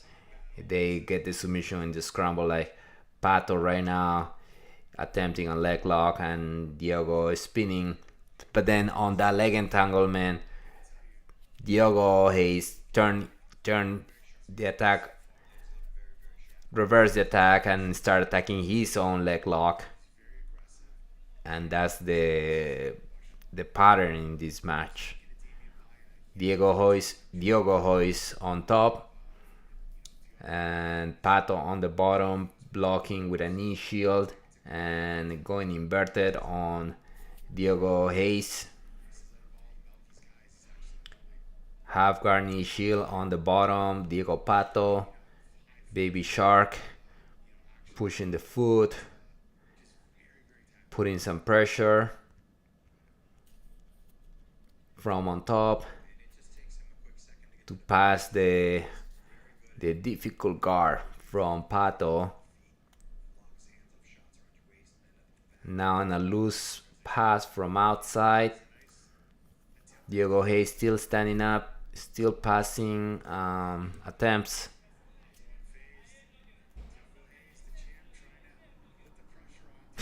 They're going full speed and they look like they're barely breathing. They're gonna go at this pace for the entire 15 minutes. They don't slow down. Oh, now Pato going for a leg lock. Nice attempt. Diego is so quick on taking his... Now Diego is turning into a toe hold. It looks deep. It looks deep, that toe hold. That toe hold looks painful. Diego Baby Shark has a toe hold on Diego Pato. And now Pato is out. And now Pato goes for the leg lock right here. But Diego cleared his knee. He's out of danger. Whew. This is a good back and forth. Goes for that toe hold again, Diego. Nice. They're not even opening their mouth. They're just working like this instead of... So great. These guys. Diego Pato has like the most serious face. Great half guard by Diego Pato on the bottom.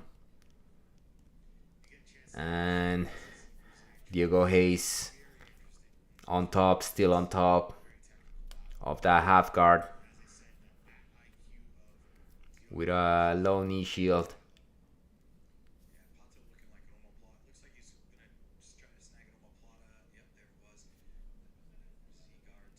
Now standing up into outside passing by Baby Shark.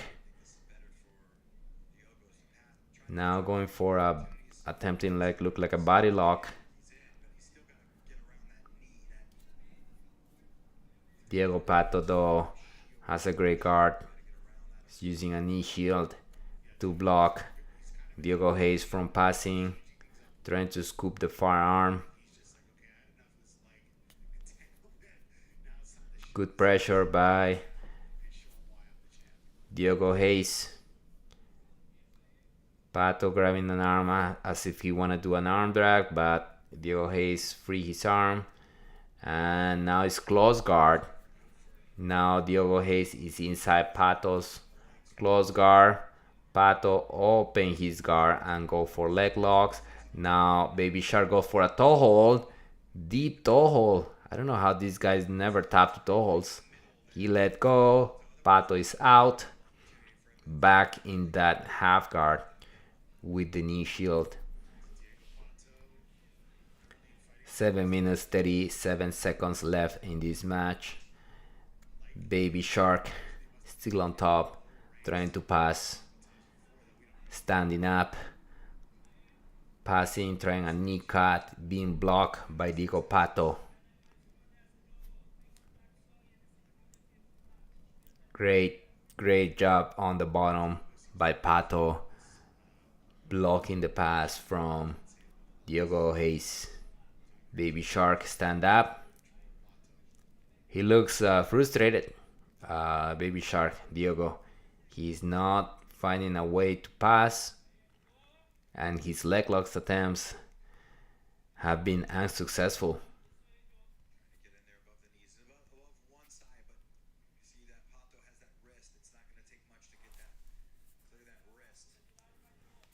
Diego Pato holding Baby Shark's wrist.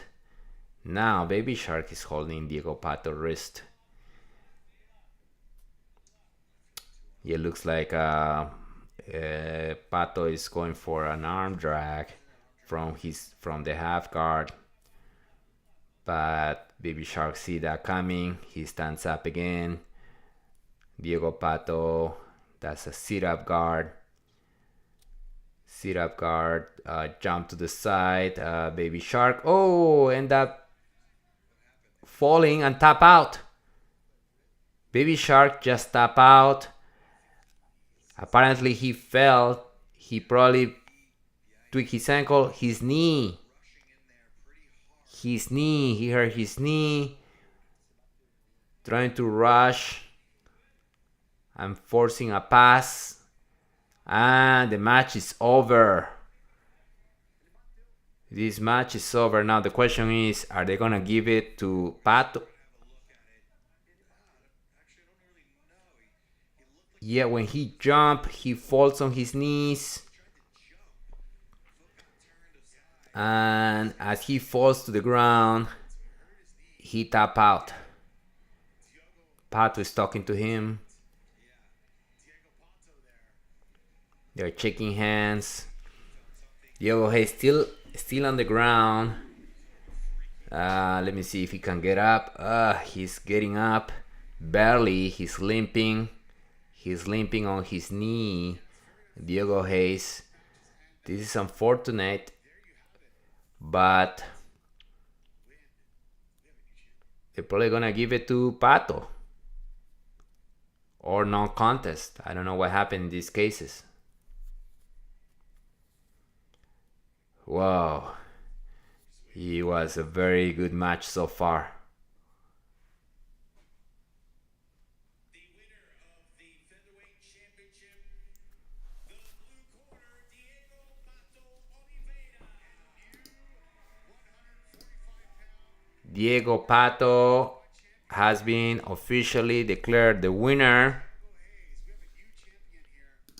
And he's the new champion.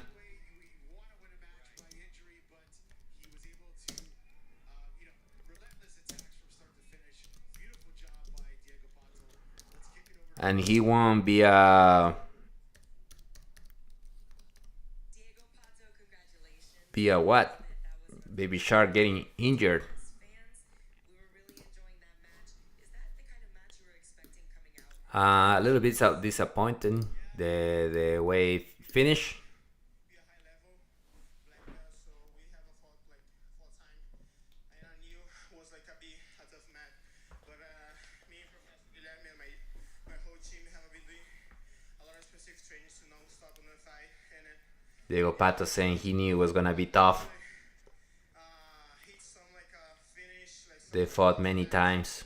but unfortunately he's like not like continue the fight. It's unfortunate that he couldn't continue the fight. We know this was overcoming a previous loss for you. What were you thinking coming into this rule set that would change the turn of the match? I love to fight who's number one because it's like a match too much with my game, like a non-stop attack. A lot of people call me stalling, but you guys can check my background on Nogi. I have the most like sweet hate. So yeah. Diego Pato saying that he has the most submissions and See, you have a nice bell here around your waist. It must he's happy. He's got the belt. anybody that you have your mind on. Diego Pato just defeated Diogo Baby Shark Hayes. Like more time on the mat, like doing Nogi, because like Via Baby Shark got hurt in attempting a pass. He jumped and then we saw him falling to the ground and then he tapped out and then he was grabbing his knee. Apparently his knee buckled on the attempt. He tapped out. The organizers gave the win to Diego Pato. Might be the first time Pato is defeating Diego Hayes. Well, we at Flow Grappling are wishing Diogo Hayes a speedy recovery, but let's hear it one more time for Diego Pato. Congratulations. Baby Shark in a chair, sitting down. Diego Pato goes and shake his coach's hand. Well, that was unfortunate to see how that match ended, but it happens in any sport. Coming up, guys, Mika Galvao versus Cody Steele and Pedro Marinho versus Rafael Lovato. Sponsored by Swain Mats by Dalpra, the official mat of Flow Grappling. Swain Let's see. a revolutionary low-profile tatami. They're going to commercials right now. What do you guys think? Who's been your favorite fighter so far? What's been your favorite match? What are your predictions in the upcoming matches? I think Mika Galvao is gonna beat Cody Steele. I don't know much about him, but I know who Mika Galvao is, and he's force of nature. And Pedro Marinho versus Lovato is a hard fight to predict. Maybe Marinho because looks like younger and stronger, but anything can happen. Pedro Marinho has a good guillotine too, so any mistake, Rafael Lovato leave his neck there, Pedro Marinho is going to apply a guillotine pretty quickly. And that's it, guys. We're approaching the end. Thank you for being here. Yep, it's unfortunate. Jesse saying unfortunate that Baby Shark got injured. He's amazing, Baby Shark. He's so fun to watch. And it happens. Knee injuries, they are hopefully if it's just like maybe a ligament, but if it's like a big meniscus tear, then he can be out for a few months. But we'll see. These guys are young, they recover fast, and we want to see Baby Shark back pretty soon. And now coming up, Who is a fan of Mika Galvao here? Well, you are up for a treat because Mika Galvao is about to fight Cody Steele.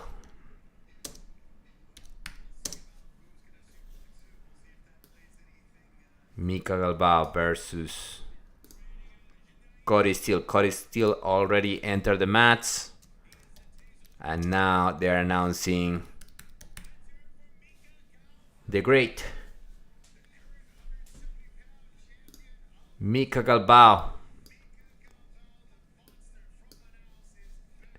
making his entering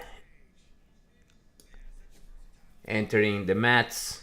Mika Galvao, age 20. It's crazy how young these guys are. Like Baby Shark was 21. Mika Galvao is 20. And they're already on top of their division. Oh, this is light heavyweight. This is 170 pounds. They both weigh 170. Cody Steele is 5'9", Mika Galvao is 5'9", Cody Steele is 28, Mika Galvao is 20, and actually Mika Galvao is 169.4. I don't know why they call that. Maybe in this organization they call that light heavyweight. But anyway, they are already engaged in collar ties. I haven't seen much of Cody Steele, to be honest. But I expect that Mika Galvao out of nowhere goes for a jumping armbar when nobody expects it. Cody Steele with the collar tie. Mika Galvao ducking under, trying to attempt a double leg. They both still standing, wrestling. It's cool to see wrestling too. I don't like when the athletes just sit down. Mika attempting a double leg. Collar tie by Cody Steele.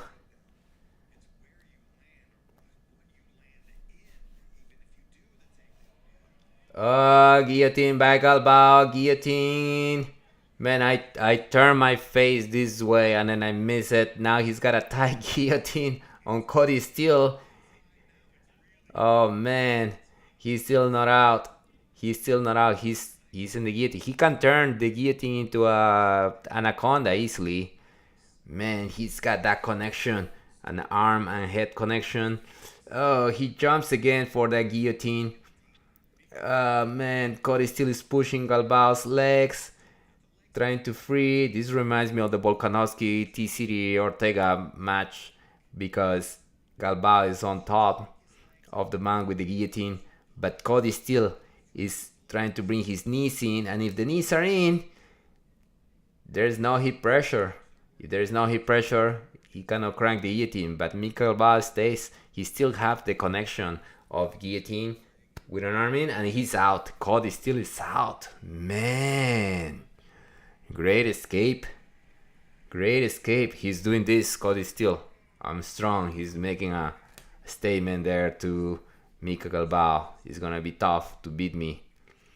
Another one. Just another guillotine. That was so quick. How he got the guillotine. Like Cody Steele shoot for a double and Mika just grabbed the guillotine super fast. And he's out again. Man, but this is a big warning for Cody Steele. Don't go for my legs, brother, or I'm gonna catch you in this guillotine. Cody Steele got out on the second guillotine attempt, but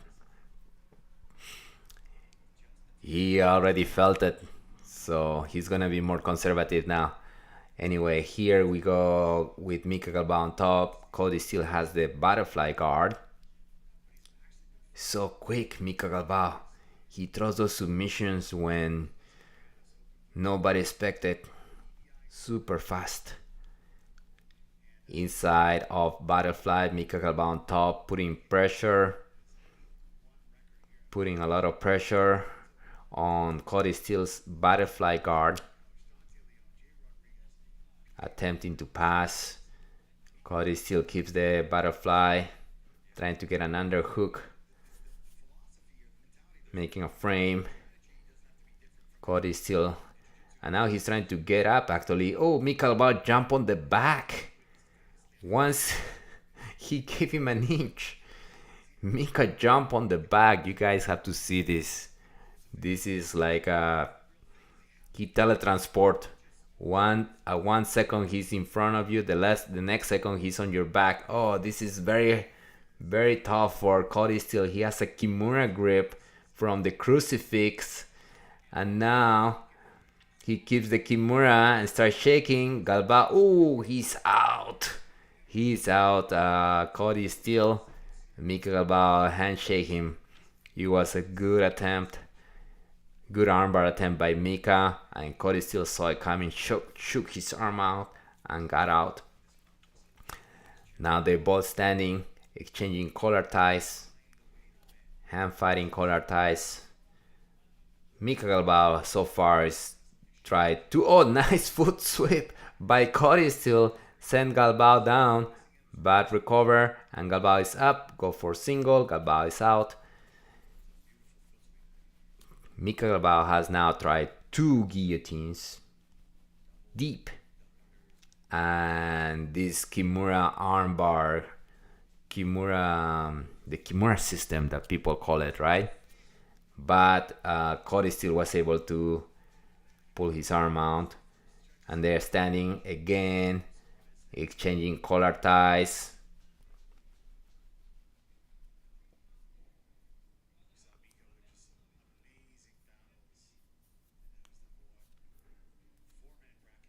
Standing, wrestling.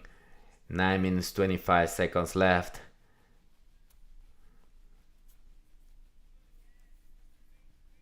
The match already kind of slowed down a little bit right now. They're both standing up. Cody grabs a single, try a foot sweep. They go out of bounds, move to the middle. Cody still has turned to be a great match for Mika Galvao. It's good to see somebody giving Mika a run for his money.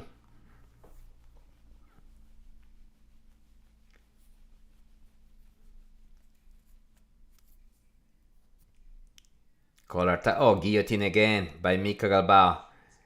Tight guillotine. He has escaped twice, but is he gonna escape this one? They went to the ground with Mika. It's a weird position, but it's still a guillotine. It's so weird. This guillotine. It's like I've never seen. And then he let go, and he just accept the north-south. Mika Galvao is now in north-south, controlling the top position. Cody still on the bottom, and we'll see if Mika has good like side mount. Maybe he makes a good mount transition and apply a good mount submission, good head and arm, or a triangle from the mount. Oh, nice bumping. Oh, nice mount transition by Mika. Cody still turning. Nice mount. I love when competitors, when athletes go for the mount, because it's such a great position that you only see the very good guys really keeping the mount. Oh, he has a give wrap. Looks like he's going for the head and arm. If Cody keeps turning, Mika is gonna take his back for sure, and that's it. Cody turned. Mika now has Cody's back. Man, I'm getting out of voice now. Ooh, choke from the back. Cody goes back to his back, so he's now is the mount position. It's a between back mount and mount, right? Now it's a full mount for sure. A lot of pressure from there. It must feel very frustrating to be trapped down there and having Mika Galvao's pressure. A little bit on his side, Cody still, and we'll see if Galvao tries a cool submission from here. Nice mount control by Mika Galvao. Cody still on the bottom. Has not been able to get out. That's little bumps, little turns, but unsuccessful. You are not escaping Mika Galvao like that. Maybe a little more keeping. Mika Galvao grab a wrist. He has a cross face. Now he start keeping a little more. Cody still from the bottom. Oh, now it's isolating the arm. Mika Galvao is isolating an arm. Oh, attempting to hit an arm. And Cody escaped the arm. Mika smiled because he's like, I wanted that arm. And he's going for it again. He's going for the arm again. Like he has an underhook. And he's walking to get the arm up from Cody. Now he abandoned.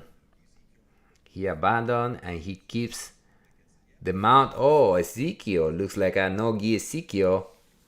Trying. Mika Galvao attempting a no-gi Ezekiel. That would be cool to see. But man, Cody still has not been successful on his escapes. This must be also exhausting on the bottom, right? Because Galvao is putting all the pressure and you are on the bottom trying to bump and bridge and turn. Going for that arm again, trying to isolate the arm, but he bumps and recovers. Oh, turns his back and he's out. That is amazing. He turned, got to his knees and elbows. Mika wasn't able to control the back and fell off the back mount. And now they're back in the standing position. Good match. I think it was great to see Mika's mount control. Nice guillotine by Mika Galvao. Man, this is like the fourth guillotine. Although this wasn't that tight, Cody still was able to get out. He's got another guillotine, potential guillotine. Galvao is, he's going for it. It's like a suplex. Now he's on the mount. With the guillotine. This looks tight. This is in full mount with the guillotine. Only one arm though, so he escaped. Cody still just escaped a tight guillotine. But still he's not out. He's still on the bottom of the mount. He escaped the guillotine, but conceded the mount position. And Mika is going for that no-gi Ezekiel a lot. I think what he really wants is the head and arm triangle. But when Cody makes his arm heavy, then he goes for the no-gi Ezekiel as a distraction. Now Cody turned on his side slightly. He's having a really hard time escaping Mika Galvao's mount. It must be super frustrating. He was just there. He escaped and now he's back on the bottom of the mount. He's giving his back to mount. He gave his back for a little bit and reset, put flat on the back. But Mika doesn't have a good look for a submission. He's trying. Now he decides to really take the back with a full body triangle. Mika Galvao has a full body. Oh man, he just isolated the arm. On the back mount. He's wrapping one arm. One arm is under the chin. He just needs a second arm. He's out. Well, he's not out. Sorry. He tap out. That was a good. Mika Galvao is smiling. They're both hugging. Man, Mika Galvao. That was amazing. That he tired him out on the mount, took the back. Once he trapped the arm, you could, if you get to that position with these guys with an arm trap, it's gonna be hard to escape. One hand was on the neck. He removed the other hand. Full rear naked choke.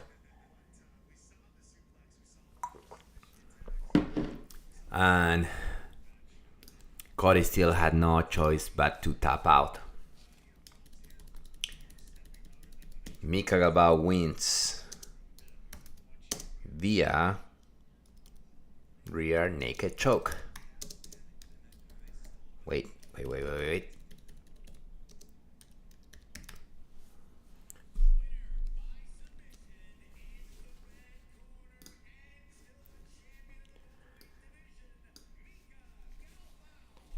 Mika Galvao, it has no opponents left. Maybe Rutolo. Rutolo is the last one who beat him at Abu Dhabi. But he's who's number one champion. And Cody still gave him a good fight, but right off the bat, he escaped guillotines after guillotines. And then the mount was tough position to survive. And then got mounted again. Finally, Mika Galvao took the back, isolated the arm, and rear naked choke him. So is this what you expected when you came out and defended your title tonight? We train to be like that. I think that Cody is an incredible fighter. I knew that since before the match. Man, I feel like I'm losing my voice. Thinking that. But you guys, coming up is the main event. Last match of the night. And it's between Pedro Marinho versus the legend Rafael Lovato. Some of those deep submission attempts you had. Since my previous match with J-Rod, I was like, kind of like used someone to escape my submission. I was like, okay, I just gotta tire him out a little bit more. But I knew that he would be. He said that the start of the match. Sometimes it happens. last time he got J-Rod in an arm bar, but J-Rod escaped. So Mika is saying now his strategy is tire him out more. Now, Mika, I got word from our table over here that we have a potential matchup for you on a very exciting February who's number one in Costa Mesa. But I want to hear from you if there are any February match. mind to defend this belt against at that event. So I think that there's someone that I would really love to do a match. I think since 2021, this match has been ongoing, like people calling for it, and I don't see anyone else like better suited for this title defense than I think Nick Ryan. Nicky Ryan. He's calling out Nicky Ryan. Nicky Ryan, just in case you guys didn't hear it the first time. Now, one thing that's also really exciting is Oh, that Nicky Ryan is going into the mats. tonight, and we're gonna get to talk to him about this match as well. So, Nicky Ryan is going like they're gonna face off. we get to look forward to in February. Yeah, I'm super excited. Nicky Ryan saying yes, I'll do it. I had a lot of injuries that kept me out of the competition scene, but I'm healthy. I'm getting active again, and Nicky Ryan said he's having a lot of injuries, but that he's healthy and then he's ready. Face off. You guys can stand right here. I'm gonna get out of your way. Official face off here for He's gonna face off event in February event.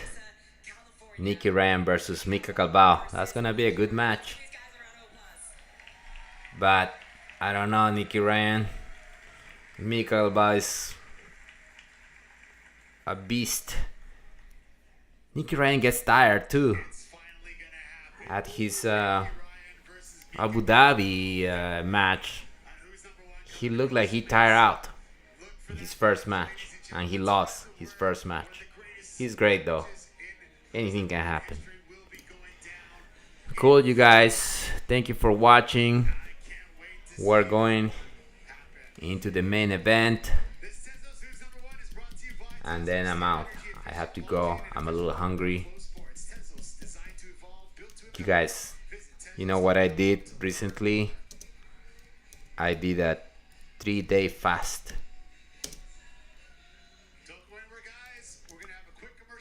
I didn't eat for 3 days, just water. Actually, this is like the third time. It's the third time I've done it. It feels awesome. Look, the first day you feel a little hungry. The second day is where I felt the first day was good. You know what happened is that after Thanksgiving, I ate so much, right? I feel like bloated and full. So that's when I was like, I'm gonna do the fast again. So the first day, I still had like food from Thanksgiving in my stomach, and so I didn't feel any hunger at all. The second day, I start suffering. I start like, okay, now I'm getting hungry. And the third day is when actually the third day wasn't that bad. I remember the second day being bad. And then when I woke up, the fourth day when I was allowed to eat, because I achieved the goal, I only wanted to do 3 days. Actually, how many hours is 3 days? 72 hours. I wanted to do, I did 80 hours. Fasting, just water fasting. And I wasn't hungry. I really wasn't. So I could have gone for more. But everybody was having breakfast, so I had a little breakfast. Anyway. Yep, Jesse. Oh, it's the first time you've seen Galvao, Mika Galvao? Man, you have to go to YouTube and watch his matches. The guy is just like, he's so fast. He's a submission machine. He's not happy winning with 2 points here and there. Yeah, about the fasting. Yeah, I think what it is that it's almost like your body starts cleaning itself in a way, because you know what? My wife did the research. She told me this is good, you should do it. And I was hesitant at the beginning, but at one point I was like, you know what? Let me try this. So it was also a little bit of challenging her, because I think at one point she said, I don't think you can do it.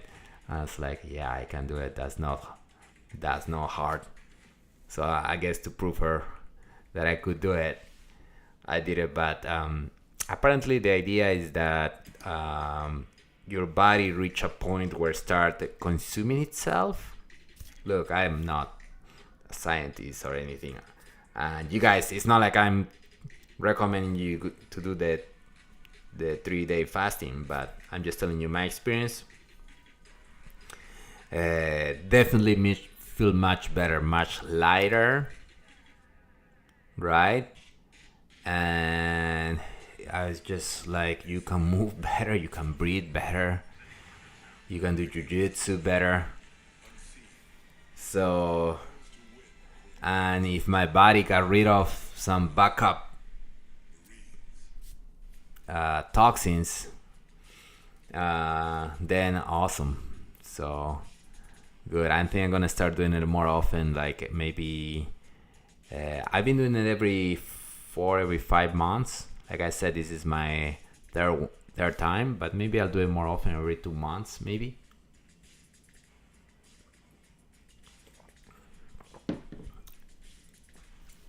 Yeah, right. Yes, they know how to influence you for sure. You know, when she comes up with like things that she's seen regarding it, she's into health a lot. That's one of the things that I love when I met her, that she was into healthy living. Otherwise, I don't think I would have started dating her. Like somebody who didn't care about living a healthy lifestyle, I wouldn't care. But so she's always coming up with things that she's seen, that she sent me videos, and I try to debunk them and say no, that's BS. But then at the end I end up like, you know what, let me try it, you know, because it's like jiu-jitsu, right? You can say, oh yeah, that technique is amazing, But it's not until you try it, right? Like, let's see if it works. Show me on the mats. That's what jiu-jitsu was all about. We can beat bigger opponents. Okay, show me. UFC 1. That's what jiu-jitsu was all about. We can beat other martial arts. Alright, everybody can say that. Alright, let's put a tournament and let's put all the martial arts and jiu-jitsu and see. Jiu-jitsu 1. It's effective. You have to try it and prove it.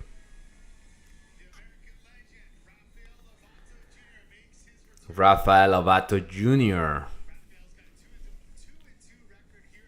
walking into the mats, making his entrance.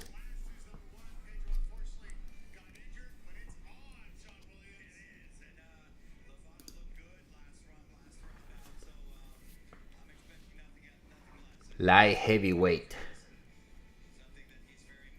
40. He's 40. Rafael Lovato. Man, at 40, being a competitor, you have all kind of injuries, all kind of I would say joints that hurt. But he's still competing. Tough guy. And Pedro Marinho, this guy is just so strong, so good. Age 27, on his prime. That's the only reason why I will give Marinho the age. The age is because he's younger. But Lovato is a veteran. Tail of the tape. 40 Marinho, 40 Lovato, 27 Marinho, 6'3 Lovato, taller, 5'10 Marinho, 204 pounds Lovato, and 204 Marinhos. And here we go, 15 minutes, last match. Collar tie. Marinho has a good foot sweep. He just attempted one right now.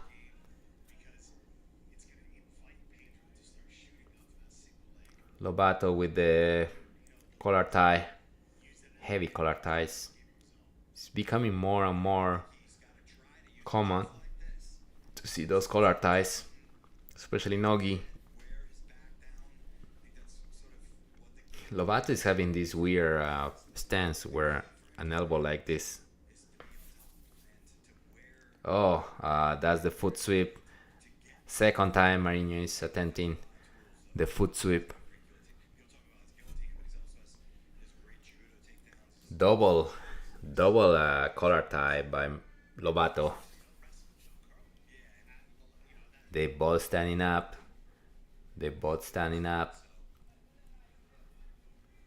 Exchanging collar ties.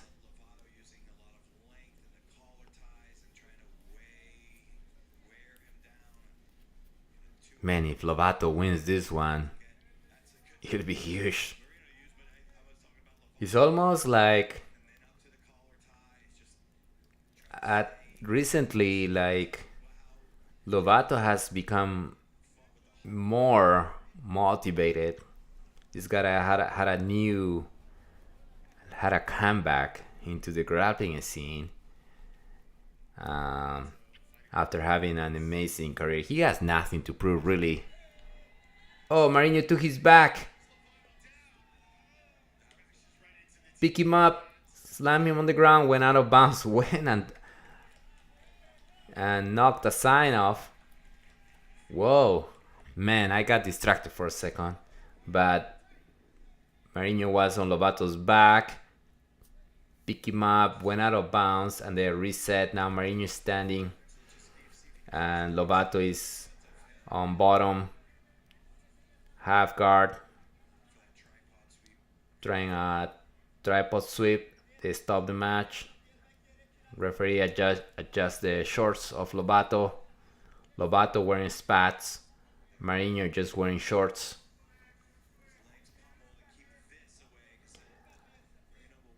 Lovato has a great guard. It's gonna be tough to pass his guard. But Marinho is still attempting the pass. I've seen a lot this low knee shield half guard today.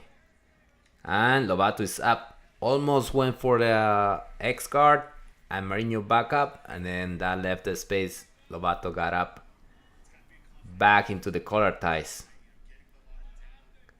Yeah, Marinho looks faster, right? Younger, faster. I think that's how he took Lovato's back.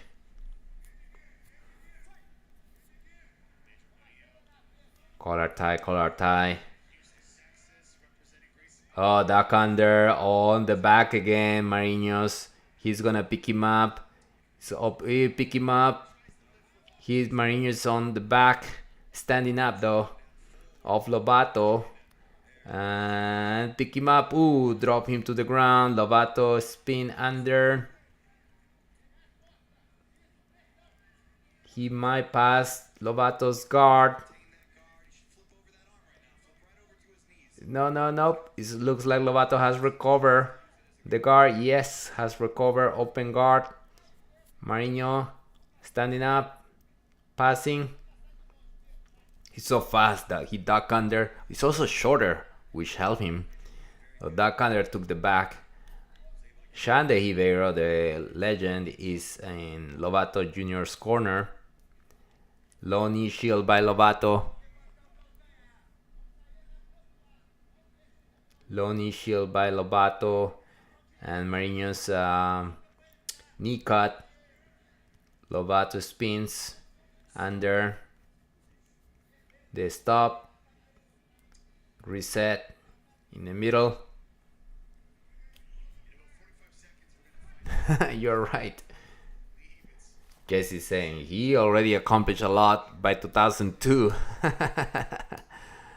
Yep. 20 years and he's still competing. Crazy.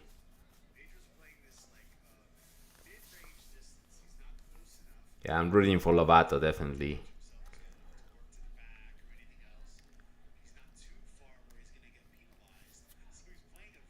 On the bottom, Lovato playing his guard, his open guard. Marinho trying to figure out how to pass this very tricky guard of Lovato. He's always had amazing guard. Marinho is wrapping an ankle. Is he gonna fall back? It will be. Yep. Judge has just announced Pedro Marinho is the favorite because he had that takedown on Lovato for sure.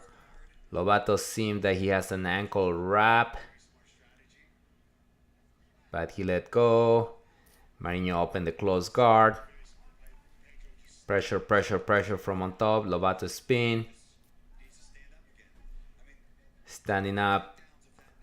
Marinho. Lovato on the bottom. Marinho attempting to pass Lovato's guard. Lovato trying to get up. Marinho put him back down with the pressure. Knee cut attempt. Unsuccessful by Marinho. Lovato trying to destabilize him. And Lovato is up again. And they both in the middle of the mat. Exchanging collar ties again. Lovato's guard is gonna be tough to pass, but Marinho has already shown that standing up, he's faster. He ducks under. He gets to the back. He took down Lovato twice. Well, the first time they went out of bounds. The second time he did return him on the mats and had a successful takedown. Oh, they're having a chest bump. They disagree about going. When they went out of bounds, they came back. They were in each other's faces. They're not being friendly to each other. Maybe after the match, they're gonna shake hands and hug. But right now, they're both being very aggressive in the standing position. Lovato with a double collar tie. He released now a single collar tie. Marinho holding Lovato's wrist. Lovato pushing down the collar tie.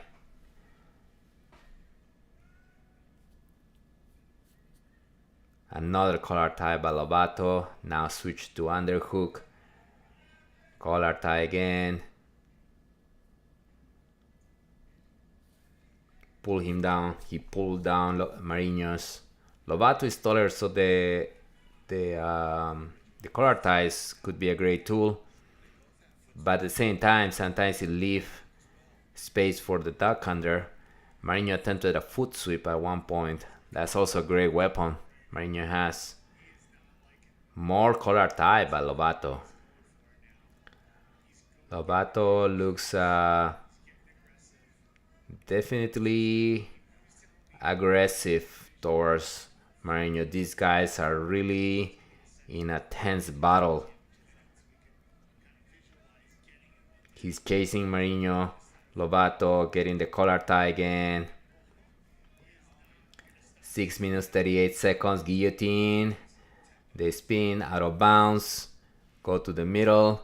Lovato is like a robot. He's trying to chase Marinho. Collar tie again with an underhook. Is he tiring him out? Oh, Uchimata attempt by Lovato. It didn't work. Marinho attempts a double. Sprawls. Lovato sprawls.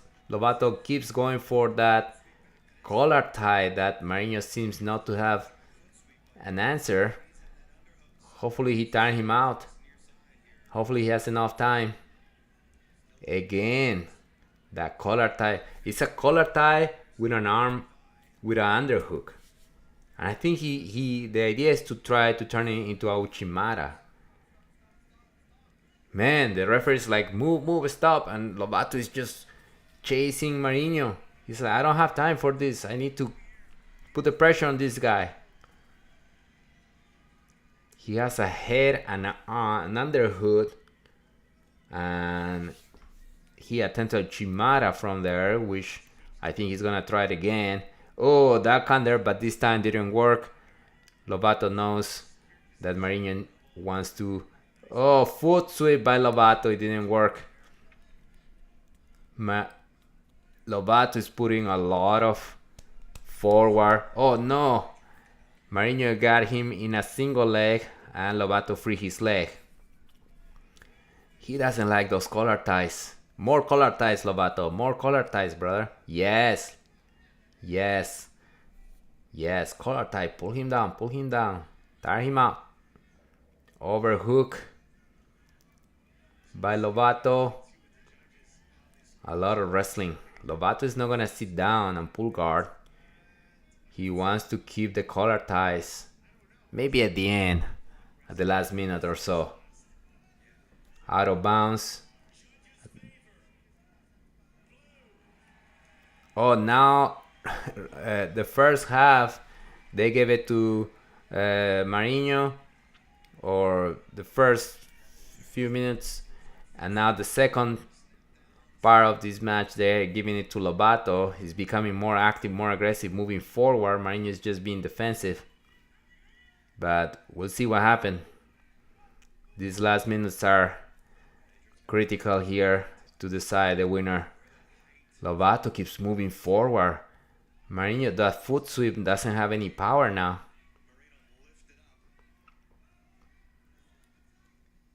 Marinho with an overhook.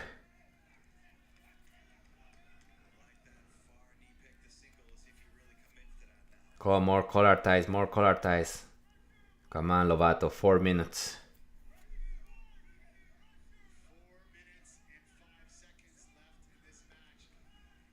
Move to the middle, going out of bounds.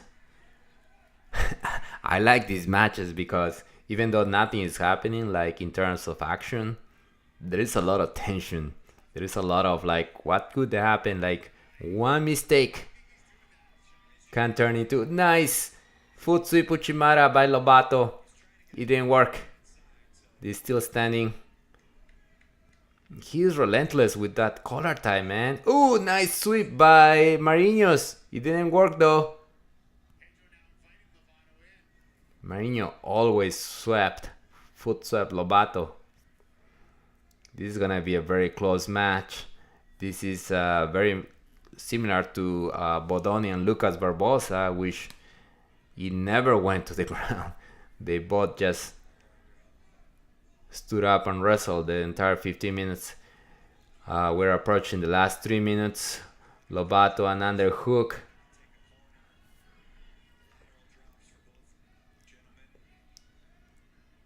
Lovato with an underhook, he let go. Foot sweep attempt by Marinos. Oh, pick up a single leg, Marinos. Pick up a single leg, Marinos. He's got a single leg deep single leg. If he take him down, he's got a deep single leg. He now goes to a high single. He's got a high single. Lovato is just jumping on one leg. Oh, free his leg. Marinos' foot came with like an axe on the leg that Lovato was hopping and missed it. And then Lovato free his leg. 2 minutes. Let's go. Get a good takedown, Lovato. Get a good takedown. Pin him down.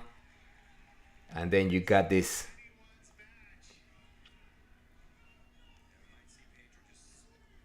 Let's go. Let's go, guys. 2 minutes. Approaching 2 minutes. The high single could be what giving Marinos the match here. Marinos is the champion of this division in Who's Number One. Come on, guys. Let's go. Lovato looks mad, man. 1 minute 40 seconds.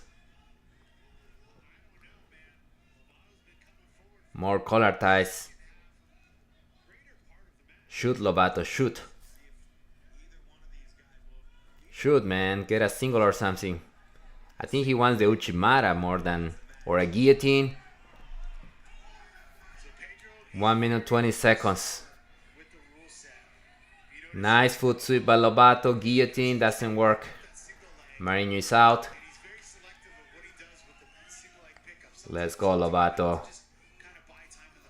Collar tie. Marinho just basically just push him. Double, nothing. Double collar tie by Lovato. Single collar tie. 50 seconds. Foot sweep attempt by Marinho didn't work. Foot sweeps didn't. Only one time he was close to foot sweeping. Lovato complaining that Marinho went out of bounds. And now he's moving forward. What a warrior, Lovato, man. 40 years. Still giving this young guy a run for his money. He's a legend in the sport, definitely. Let's go, Lovato. 25 seconds.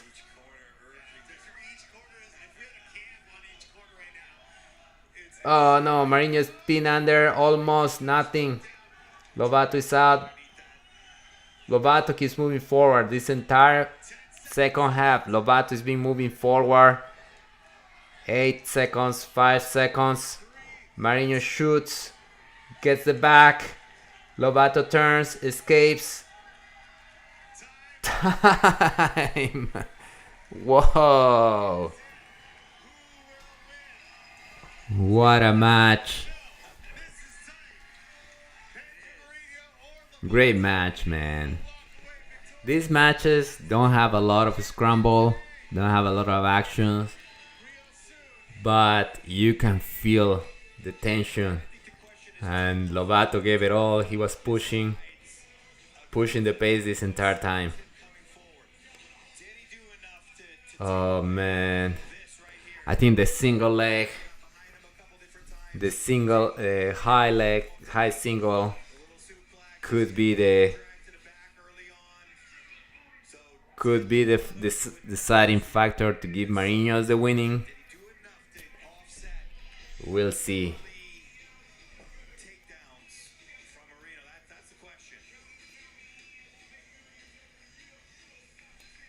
What a warrior, Rafael Lovato. The cards are in, and via Unanimous decision. Yep, Pedro Marinho wins. retains the light heavyweight championship here in Austin, Texas.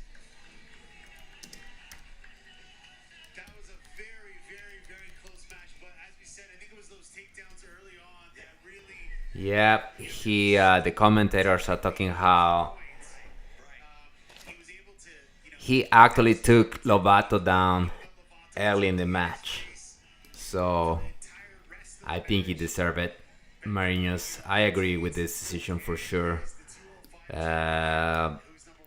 Lovato would have achieved a good takedown, he would probably have taken this, but I do agree with Pedro Marinho being a fair winner of this match.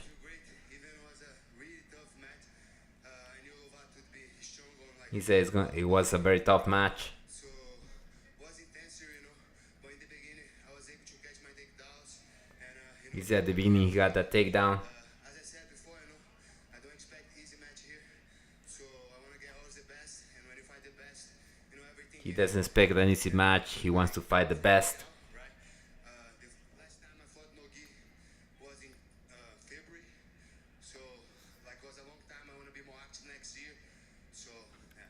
He said he wants to keep fighting Nogi. Now, having a win over such a legend, but also becoming a legend of your own at the same time, what does it mean to have this specific win? And who would you like to defend your title against in the future? Means a lot, as I said to him before. Man, it's a huge honor for me, Have been following him. Was fun that when I moved to the United States to learn English, I was listening a lot of his podcasts. I always saw the love he has for Brazil, so that impacted me, and I'm a fan now, like opponent, but still, in the end of the day, I think this match right here, both My stream was far ahead, fast. Let's hear it one more time for Pedro Marinho. Who's he calling out? Congratulations. Where you at, boy? I'm coming for you. Who's he talking about? I missed that.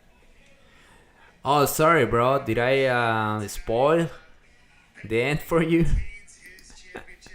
We're going to kick this over back to Kendall Rusing. She's going to give out Yep, Lovato lost. the award. Let's stay tuned to see who that will be. I think it was a fair decision because the takedown that Marinho had. Cool, Jesse. You guys watching, thank you very much for being here. And I think that's it for tonight. Stay safe, keep training, stay healthy. Award of the night, we have our submission of the night for Mika. Well, let's keep watching real quick. Congratulations, Mika. Mika Galvao gets Certainly not your last. Now, anything that you submission of the night send off as a with the rear naked choke. $1,000. $1,000. Come on, man. These guys deserve more, for sure. I give him 50,000. awesome. Congratulations again, Mika. Cool. All right, what a night of action. Congratulations, Mika Galvao, winner of the submission of the night. Yep. Have a good night, Jesse. Guys, have a good one. I'll catch you in the next one. Peace.